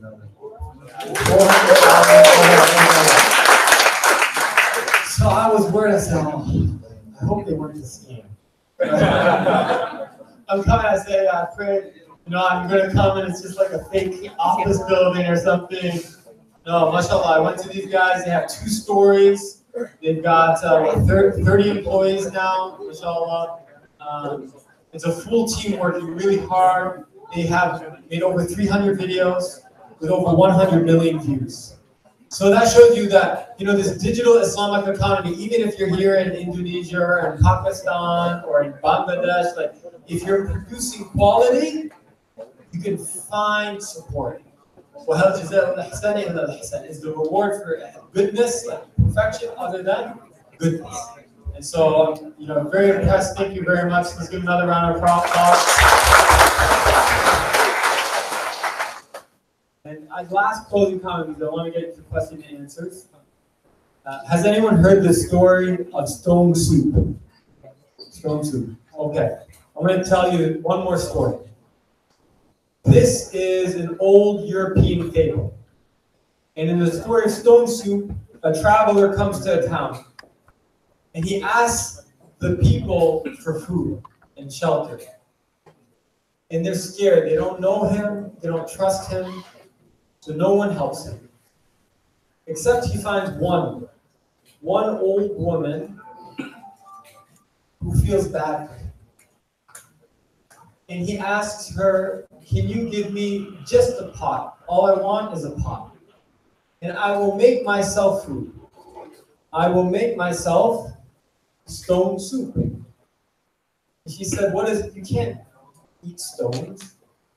And he said, you've never had stone soup? Stone soup is the best. And he pulls this big stone out of his bag, and he goes down to the river and scoops water and sets a fire and starts to boil the water, and he puts the stone in. And at that moment, a neighbor comes by and asks, what are you doing? And so he tells that neighbor, I'm making stone soup. Would you like some? And the neighbor says, you can't eat stone soup. And he said, oh, you can. It's the most delicious soup. And if I could get a little bit of celery, it would be that much better. So that neighbor gives a little celery. And then another neighbor comes by and says the same thing. And he says, and if I could just get a little bit of carrots, it would be so much better. And a third neighbor comes by and he gets a little bit of salt, and then some pepper, and some onions, and even some chicken. And by the time it's done, what do they have? A really delicious soup. The whole neighborhood can smell it, the whole village can smell it, and they all come, and they all share together in that soup. And they say, this is the best soup we've ever had. And LaunchGood is like stone soup. If no one uses us, we're like that stone, we're useless. But if we can convince people, hey, why don't we all work together? Let's come together. This is one platform where we can bring everyone together, then we can share in a feast that fills us all up. And so I thank you for letting me come here. I hope you partake in our stone soup, inshallah, and continue to support great entrepreneurs like Irfan over there, and causes like ACT, and so many other great organizations out here in Indonesia. I'm very, very impressed. Inshallah, Jakarta is really a hub for entrepreneurship, and I'm definitely going to come back. Thank you so much, we have about 40 minutes for Q&A. So I found there is 4 person here and 4 person here. What orang di sini tadi? Mas Andrew. Sebutkan nama dari mana ada pertanyaannya. Assalamualaikum warahmatullahi wabarakatuh. My name is Gira. I'm from Jakarta, and thank you very much, Chris, for the inspiring talk. And I have two questions for you. The first one is, can you share with us your greatest challenge during your journey with Good? And the second one is, if we talk about the Islamic starter scene, do you have any other big names in mind that you think is a good example for all of us? And where do you think this scene, this startup scene, going next? So thank you so much. Thank you so much. I'm going to start with your second question. It's easier. There's a few come to mind. One is an entrepreneur in Australia. His name is Peter Gould, and he is a design company. And they recently launched a new company called Zavij. It's based in Dubai. So Zavij is going to be making dolls, games. They already make a game called 5 Pillars. They're going to be making more lifestyle products for the Muslim community. There's another one called Productive Muslim by Mohammed Faris. He's originally from Tanzania / the UK, but he's based in Dallas now. There are a number of hijab type startups. So you have one here in Indonesia called Hijab. You guys know Hijab? Mashallah, they seem to be doing really well. There's another one in Turkey like that called Modernisa. There is the other one I was thinking of. A media company called One Path Network out of Australia. So the interesting thing about these startups, you'll notice they're all over the world. There's no Silicon Valley of the digital Islamic economy. Like some stuff is in Dubai, some stuff's here, some stuff's in Malaysia, some stuff's in the US, Australia, UK, France, which is good and bad. It means that you guys can do it here. And that's the opportunity. It's like Jakarta wanted to become the Silicon Valley of the Islamic startup scene. But those are some names. Our hardest struggle to overcome, I think it's just been struggling long enough to survive. So, full disclosure, I started working on the idea in 2011. And in 2012, I got a small angel investor just to pay for developers in Pakistan. And it took 1.5 years to get the website live, so 2013.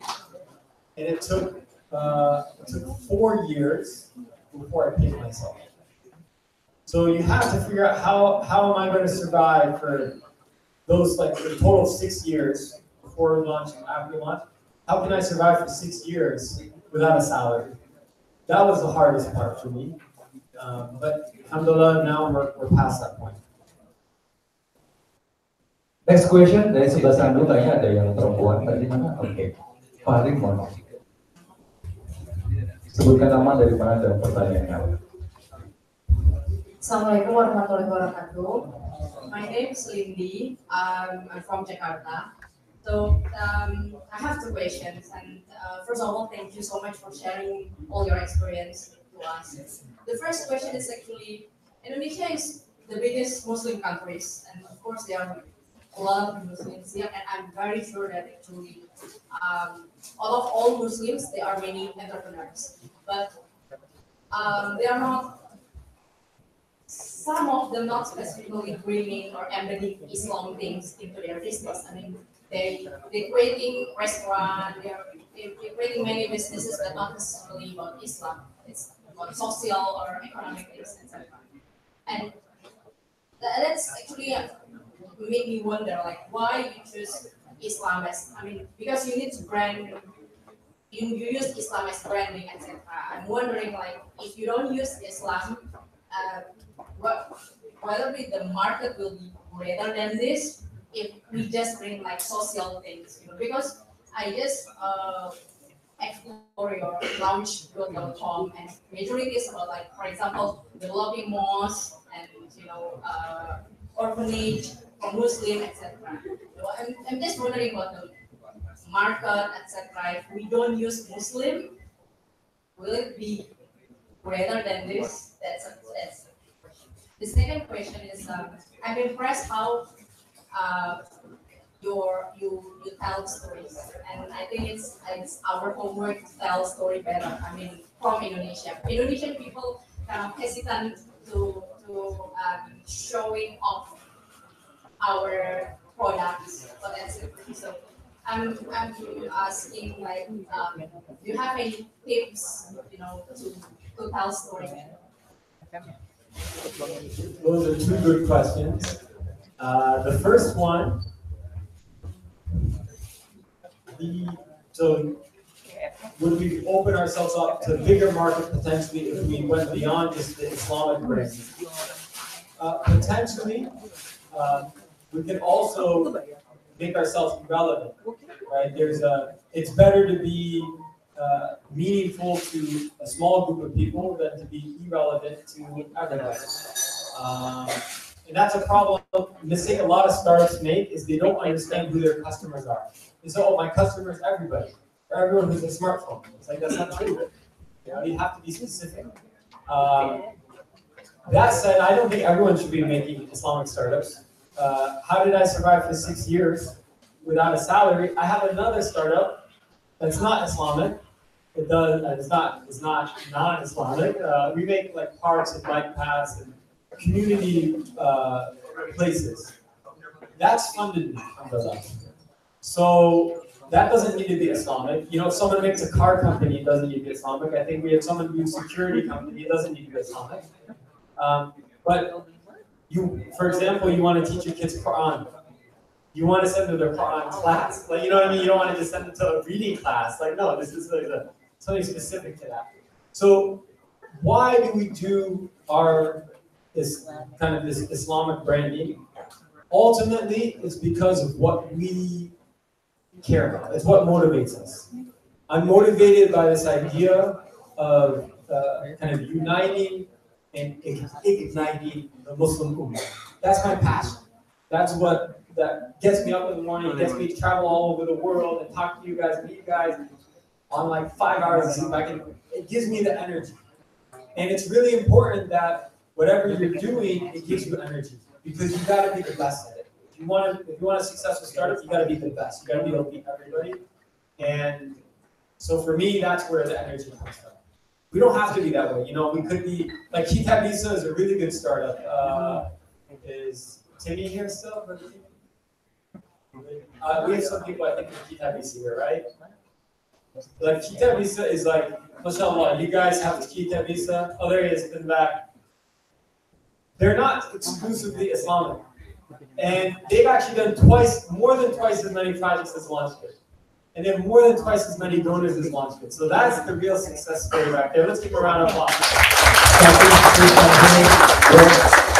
I also introduce this awesome guy from MEETUP, he's CEO of MEETUP. Would you want to introduce a little bit about yourself? My name is Alpha Timur. You can call me TV.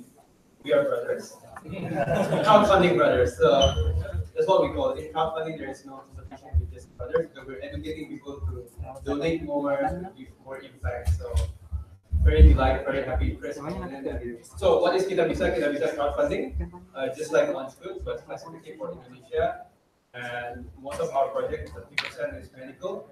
So if you guys have friends, family who are in medical conditions, who need support for medical bills, go check out our website. We're very good at helping people in tough times. So that's most of our campaign, and the rest is more like a religion-based, like building church, building mosque, and the others are more like humanity, education.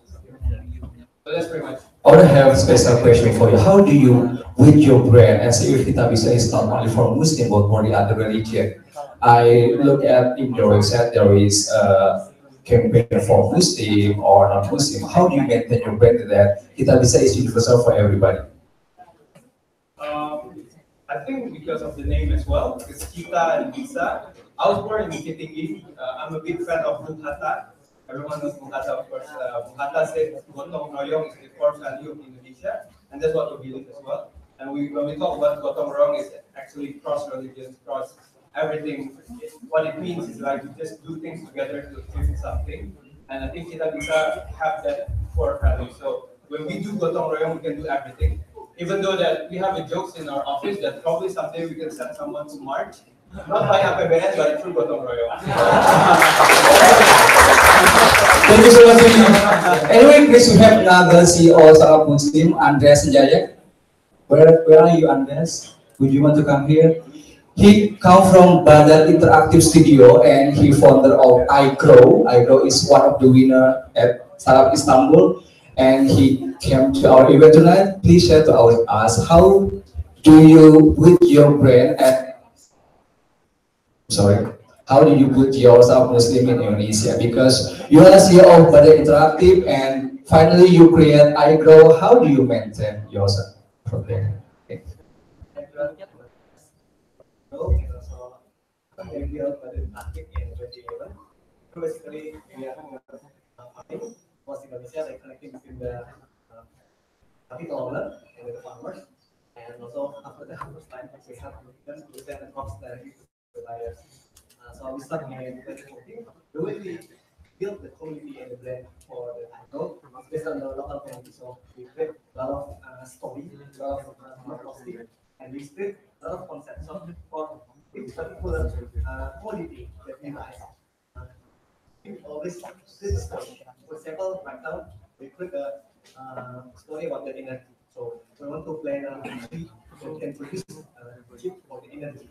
So we create a lot of stories about that, so people can consume about the story. They can start helping us to finalize the project until it is fulfilled. Yeah. And for Badan Interactive itself, it's kind of like incubator for us, and we did a lot of product experiment. A lot of our product failed, and some still growing right now. We hope that it's not the product become the sustainable product in the future. Thank you. Thank you, Andreas. I saw Arif Fajar Saputra. Fajar, kayaknya pulang ya. Ada nggak Fajar? Are you here? Oh, udah pulang. Okay, come back to you, Chris. Okay, anyway, udah. Pertanyaan ketiga, kita tanya jawab ya. Pertanyaan ketiga, oke, sebelah sana. Angkat tangannya. Oke, itu ya, baju hitam. Tuliskan nama, dari mana, dan pertanyaannya apa. Okay, but first of all, good evening, Mr. Chris. And Abdurrahman is your second name that you got since you got in Islam. I mean, thank you so much for coming in Indonesia, and thank you so much for coming to our company. I mean, I'm actually interning here. I'm not an employee. I'm not, having any startup at all, and I have never thought that maybe it would be easy or something. I've never thought about it. But honestly, when you were starting speaking, and I thought like, oh my God, it's gonna be another and you are one of the best Muslims that.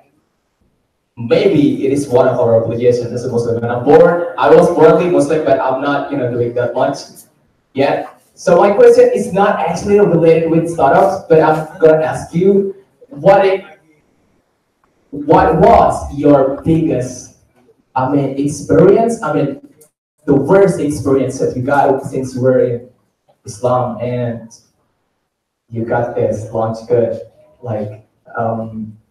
okay, I gotta do this as a Muslim. And then my second question, are you actually recruiting a non-Muslim worker, or you're just recruiting Muslim worker? That's it, thank you so much. Can you repeat the first question? Your worst experience in Islam. My worst experience in Islam? Yeah. Since you're Mu'alaf, you want to know about your worst experience as Muslim. Perhaps you can. Think about that one for a moment. I try not to dwell on the negative. Okay, I have a good one. Sad. When during this time, this 6-year period where I was trying to figure out how can I financially sustain myself. And within it, there was really a 3-year period that was very difficult. And so I did crazy stuff like I had a good job. I used to be an engineer with Intel in California and think, and then after that a teacher. Like I had good jobs, but then I was, flying to Dubai and doing some consulting on just for 3 days just to pay some bills. And at one time, I found somebody in my community that was willing to pay for me to be director for our local masjid. Like our masjid is very simple. We don't have anybody working there. We have a lot of potential, a lot of students. And I volunteer a lot at that masjid. So he said, why don't you be the director and I'll pay your salary. And so I approached the board. I'm on the board of the masjid, but I approached them and I said, here's the situation. I would love to be the director, and it's not going to cost you anything.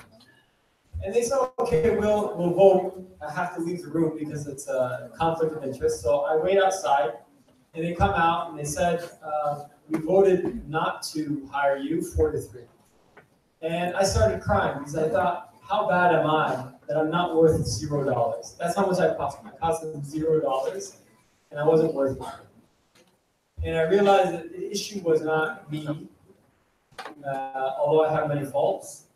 The issue is our community is scared of growing. We're scared of progress. We're scared of changing the way we do things. An example of that is the history of paper. When the Muslims, they were expanding, and Umar ibn Khattab was the Khalifa, may God be pleased with him, they had a battle with the Persians, and they captured some soldiers. And some of those soldiers had learned how to make paper from the Chinese. And when Omar found that out, he had them, their bounty to be free was to teach the Muslims how to make paper. And the Muslims took that technology, and they put a cover on the back and the front, and the Muslims created the modern day book. So this idea of a cover and a back cover and pages in between, this was for Muslims. Fast forward 800 years, and the printing press is created. Another technology for reading from Germany. And how do you think the Muslims reacted to that technology? They banned it. If you were caught with a printing press in the Ottoman Empire, it's punishable by death. Right? So we went from this state where we embraced technology and we said, how can we make this positive? To the state of we're afraid of everything and everything must be like bid'ah, or everything must be, it's going to ruin our society and corrupt our people. Right? And that's what I realized the bigger problem, like the mentality of the Muslim community. So anyway, that was probably my worst experience. And actually we have within our team, we have 21 people, and 5 of them are not Muslim. 2, 3, 4, 5, 6. 6 of them are not Muslim. Yeah. So we have people of all faiths on our team, and all non-faiths. But majority of people, they love our mission and they live for our mission. Before moving to fourth question, I want to introduce the next CEO from Indonesia. Is LearnQuran.co. He wants to introduce his product. Please come to the stage. So give applause to him.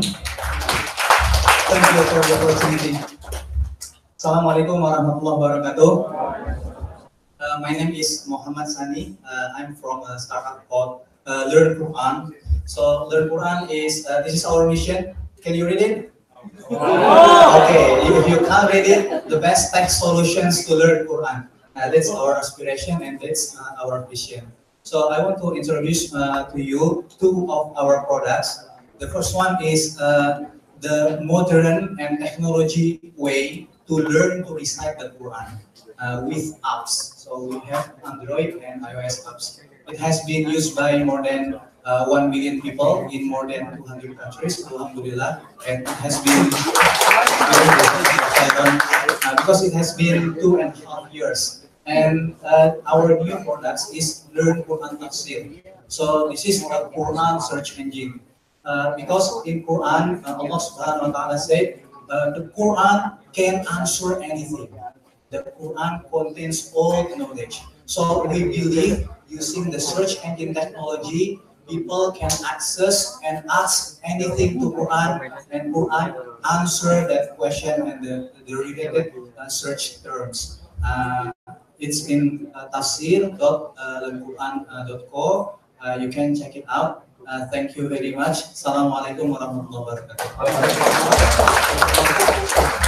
Thank you so much, Sunny. So actually, in Indonesia we have several startup Muslim. There is MEETUP, Muslim Market, and then we have Badar Interactive, Quran.co, and another startup. Okay, next question. Pertanyaan keempat. Saya dulu yang perempuan kerudung putih. Silakan Fahri. Tuliskan nama dari mana dan pertanyaannya apa? Assalamualaikum warahmatullahi wabarakatuh. So, good afternoon everyone. My name is Simon from Jakarta. So, first of all, this is for higher purpose for the very insightful and delightful presentations. So this station is such a dream come true for me because I have been following first in particular launch code for say a couple of months. I was immensely impressed by your conversion story. Yeah, with your conversion story of really complex of the therapy. Well, anyway, I've got two questions. The first is I was just wondering.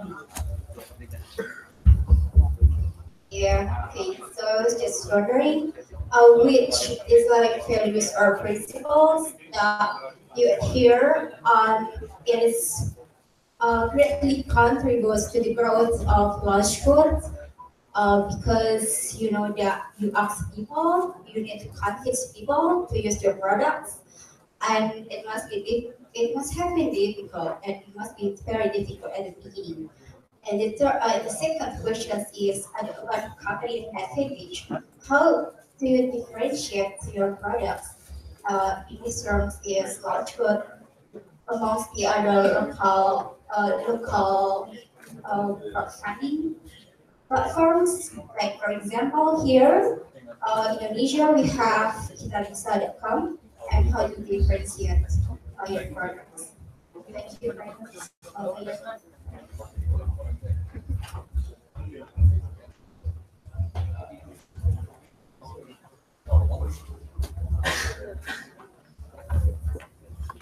Okay, so, I don't know if it's value.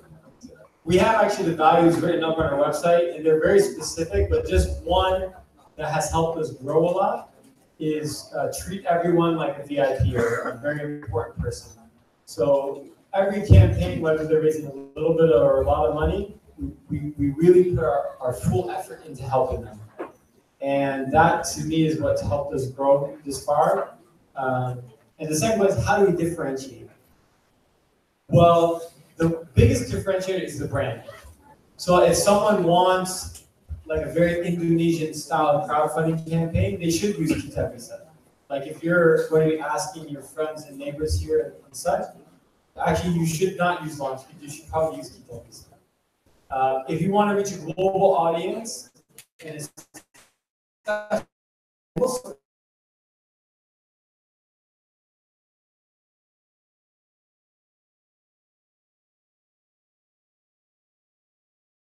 they live in Japan, and they're raising money for something called Pocket Sajada. It's a prayer rug.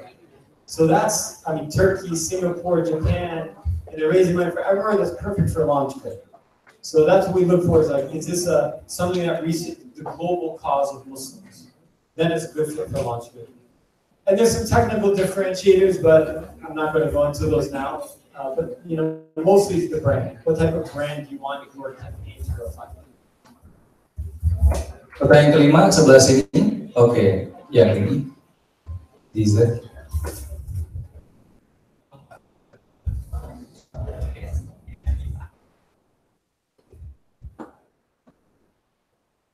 Yeah, my name is Ahmad. Currently, I am building muamalah.com, which is platform for financial service that is following growth. I have one question. It is in fundamental trend of startup in the world. What I see in the world that the trend that supporting startup, we can see that investors are pouring money to Uber, although it is losing money very fast, and also startup that fun. What from my understanding, it can happen because two things. The first is oversupply of money, and the second is undersupply of good idea. Because if we see the balance sheet of the biggest company in the world, the number of cash is continue growing fast. So they are confused about, they don't know how to spend the money of to invest. And this trend is also happening in Indonesia. Many startups that, for example, the media they're relying on ads revenue. Most of them doesn't generate enough stable income. So I talk about the sustainability. On one side, we have good idea. We have idea that creating value for people. But on the other hand, we must create sustainable business model that can support the value, so it can last longer.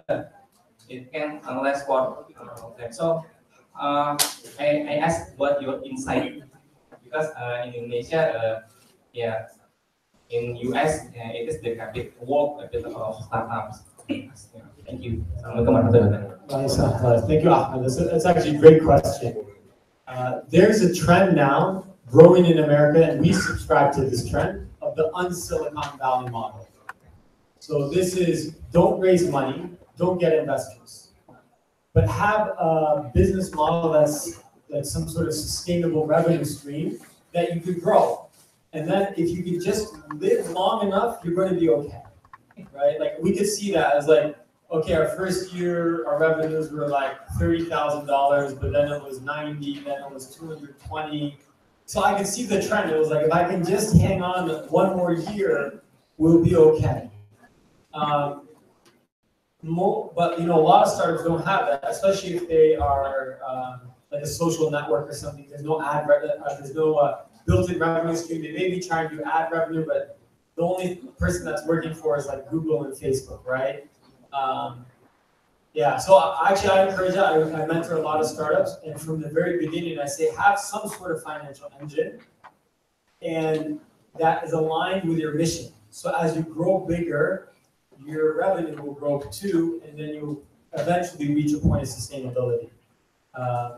But yeah, I do think there's an oversupply of funding. I don't think there's an undersupply of good ideas, but it's I don't know. I just think a lot of what funders are looking for, they're looking for ideas that get them like 100x ROI.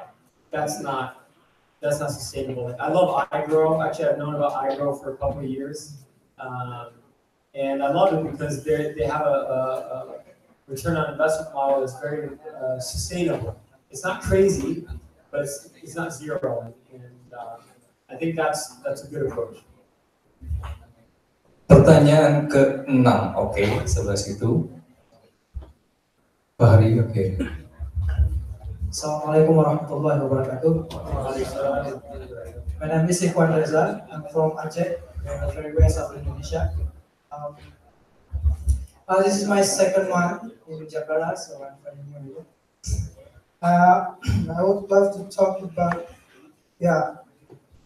now I'm working on Kepo Syariah. I'm working on a project named Kepo Syariah.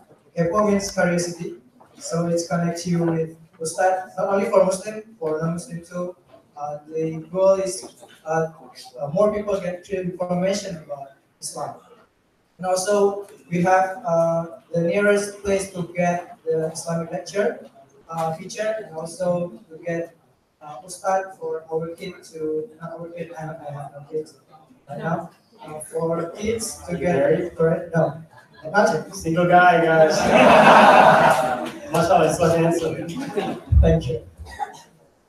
Yeah, thank you. Now I have an option to raise money for my project.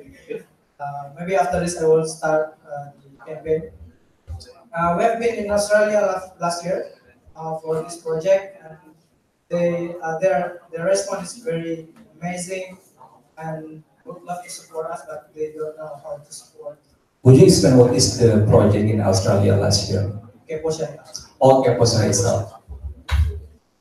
I have two questions for you. The first is, I saw the launch good growth is really good and very exponential. Could you share the strategy a little bit about how to get that growth?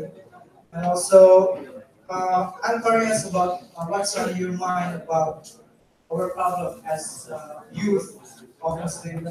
I would love to hear your short tausiah maybe about that. Thank you. I'm going to try and make them quick answers. The first one is actually pretty simple. It's quality. So we really focus on good quality, and eventually that paid off.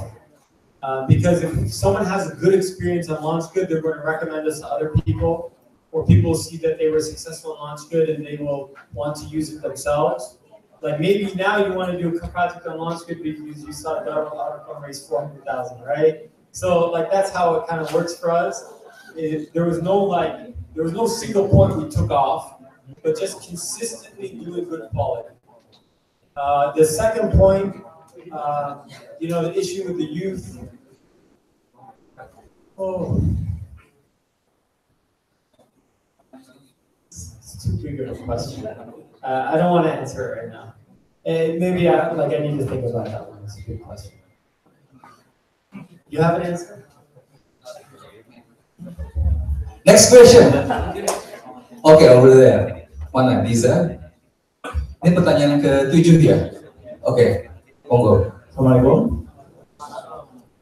My name is Muhammad Aslam, and the question is, when we are dwelling in the Islamic market ecosystem, I think there is one issue that we need to address. The issue is with the ethic, because in the Islamic market, it's so easy for us to abuse the image of Islam itself. So, and I already have a story. So there's some guy, I'm not going to mention any name, but he said in some kind of in a group of entrepreneurs that he said that it's so easy, it's so easy to monetize in this kind of in the Islamic market. I know who is the guy. Yeah, we both in the same group, I believe.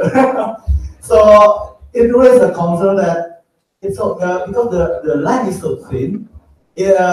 It's going to be so easy to abuse the image of Islam itself, and I believe that it's going to hurt the ecosystem in a world as a whole.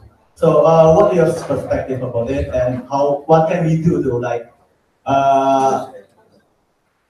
make it not happen in a way? Thank you. That's an excellent question. It's something I worry about a lot, actually, because you're absolutely right. If we do, for example, if it comes out that, God forbid, LaunchGood was like stealing money or something, right? Or the founder of LaunchGood was abusing women or something like this, right? It's going to make everyone not just hate us, like hate Islam, hate Muslims, all those Muslims are hypocrites and this and that, And it's something like even recently, I don't know how known these stories are here in Indonesia, but some of the shuyukh from America or from the West, it turns out they have engaged in bad practices with women, for example. And now all of a sudden, it's like these young girls who looked up to these scholars, they're so confused. They're like, wait, how? I used to love to listen to the Sheikh so-and-so. How could you do that? And, it's almost like their Islam is attached to that person. So when that person falls, their faith falls too. So how are we addressing it? Some of the people I mentioned before, Peter Gould, Muhammad Faris, other ones, we formed a group called Like-Hearted. Because we're not all like-minded. Actually, we all think differently. But hopefully we're like-hearted. Our hearts are aligned. And we have this group, and we're thinking, it's a very first stage, but at least we have this group, this network. And within that network, we encourage good ethics. And we're thinking about making a code of ethics that if you want to be a startup in the Islamic economy and you want to have some sort of badge that this is a like-hearted community, you have to adhere to certain ethics. Because it happens all the time, unfortunately, that, like even LaunchGood, people have copied our website many times, and sometimes they copy it. They're so lazy they just copy and paste like FAQ. Like it's the same. They didn't change the words, right? Like you maybe find even the word LaunchGood on their website. It's to me that's unethical. They have a different opinion, obviously. But it's a serious issue. We have to figure out a way to address this, and we don't have a clear answer yet. Thank you. Last question over here. Ada perempuan nggak? Nggak ada. Oke. Mas yang paling belakang, Fahri.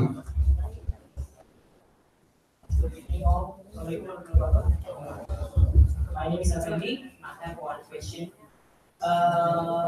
In this crowdfunding, how do you avoid the fraud? Because as we know so far, many schools when we post in a lunch good like in a crowded like Tabisa. Last time we found like the violence.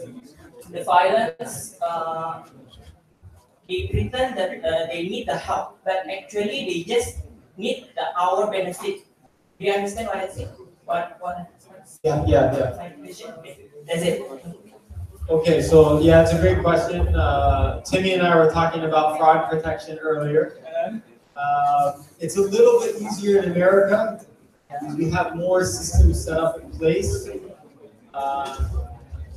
Generally, I'll say the best prevention is the fact that it's public, it's crowdfunding. So usually if someone's doing a fraudulent campaign, either they don't get any money, or if they start raising money, someone like becomes aware that, hey, this doesn't look right, something's wrong with this campaign, and they warn us. But most of the time, we actually have a background check system. We have 2 background check systems. One that uses the bank account, one that uses a person's name and stuff. So there's some tools out there that we use. But the best tool is the fact that crowdfunding is very public and anyone can see it, and people are not shy to complain if they see fraud on there. So you do some prevention for supply. We do, yes, yeah. And then how to distribute the help in the poor country like Papua New Guinea and this kind of that. So unfortunately, there's just not a lot that we can do directly. Like if someone from Papua New Guinea came and tried to use LaunchGood, they would have to work through an NGO. NGO. Also, yeah, it'd be through an NGO. NGO. Yeah. Like if a poor person in America wants to do it, they can do it and connect their bank account. But we don't have that capability in like Papua New Guinea. Thank you. Okay, times up. Give applause to Chris Abdurrahman. So actually, I was blogger of back in Asia Indonesia in 2014. For those who always retake in Asia, just Googling my name, Harry, and Startup Muslim. I wrote about 5 theses about Startup Muslim. Jadi kalau teman-teman want to know in bahasa, super. So bagi teman-teman kita bagaimana analisa Startup Muslim, how to market to middle class Muslim, just Googling my name. Di Tech in Asia Indonesia, ada nama saya di sana. Okay, we want to wrap up this meetup dengan foto bersama. Tapi semua bersama, we want to give this. Okay. Kepada para penanya bisa ke depan. Tadi yang 8 orang yuk ke depan. Ada door prize dari teman-teman startupnya Indigo, dari Ikat dan juga dari Kiskas. Please come to the stage for those who ask the question. Tadi, Fauzi masih ada nggak? Perwakilan Kiskas ada nggak? Tolong ke depan. Jadi kan mewakili startupnya, soalnya ke depan di sini lebih. Ya. 8 orang, please come to the stage. Dan itu nanti kita foto bersama dan Chris.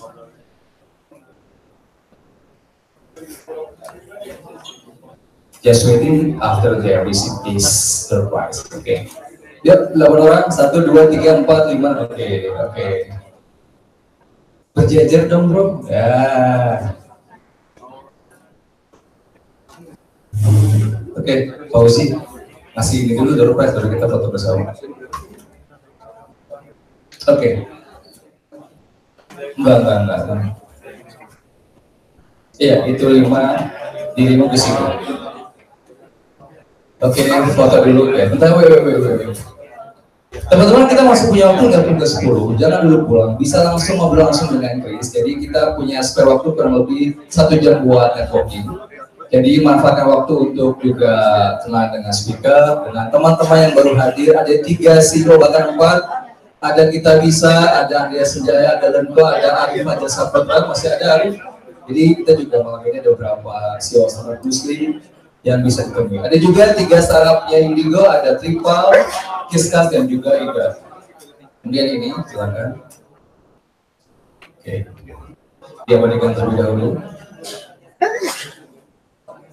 Selanjutnya, siapkan juga kartu namanya karena sesi networking akan segera dimulai. Ya, kemudian foto bersama.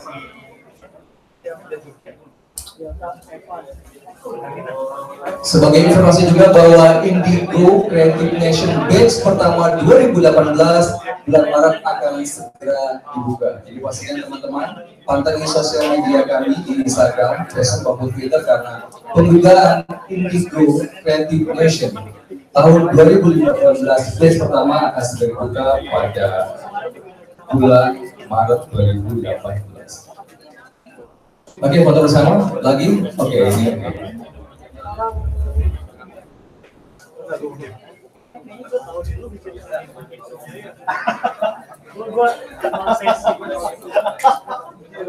Terima kasih tepuk tangan untuk para penanya. Thank you so much. Please come back to yours. Oke, bisa salam dulu.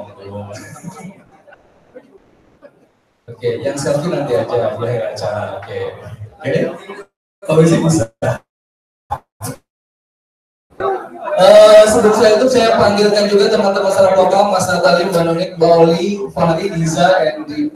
Teman-teman sudah nggak ada ya. Belum, ayo ke depan, kita foto bersama dulu. Oh iya, langsung dulu aja ya. Oke, Mas, silakan sebentar. Kita foto bersama yuk, kita semuanya ke depan. Saya atas tuan rumah yang juga MC, terima kasih atas kehadirannya. Dan ini saya undur pamit dari MEETUP Startup Lokal yang ke-79 yang artinya bulan depan ke-80. Silakan teman-teman kita berbuka bersama. Lagi-lagi saya ucapkan terima kasih atas sudah teman-teman semua. Pastikan untuk memantau perkembangan startup lokal di Facebook group yaitu Startup Lokal. Saya adminnya. Dan juga Mas Natal juga adminnya. Oke. Ayo semuanya ke depan, sebagian ada yang jongkok, yang cowok bisa jongkok. Kita cek kita punya waktu 30 untuk networking, untuk saling pertukaran kartu lama dengan teman tahun baru. Namun sebelumnya kita foto bersama terlebih dahulu. Ayo, yuk dipercepat geraknya.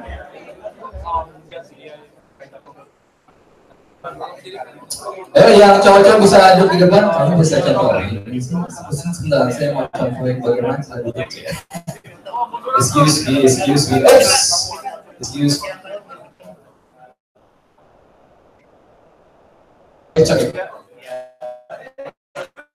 Semuanya ke depan. Pastikan juga teman-teman sebelum bisa mendatangi booth startupnya Indigo, ada Triple, ada Kisses, ada juga Igat, dan mereka juga menyebut itu company here. Oke. Merapat? Oh merapat ya, karena agak rapat yang tidak agak rapat ke tengah. Dan juga kepada teman-teman yang menonton live streaming melalui web Indigo.id, terima kasih.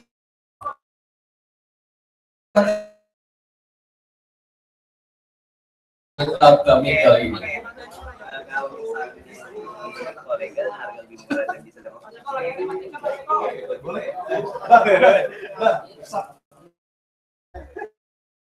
Freestyle. Oke, belum formal dulu. Oke. Latihan.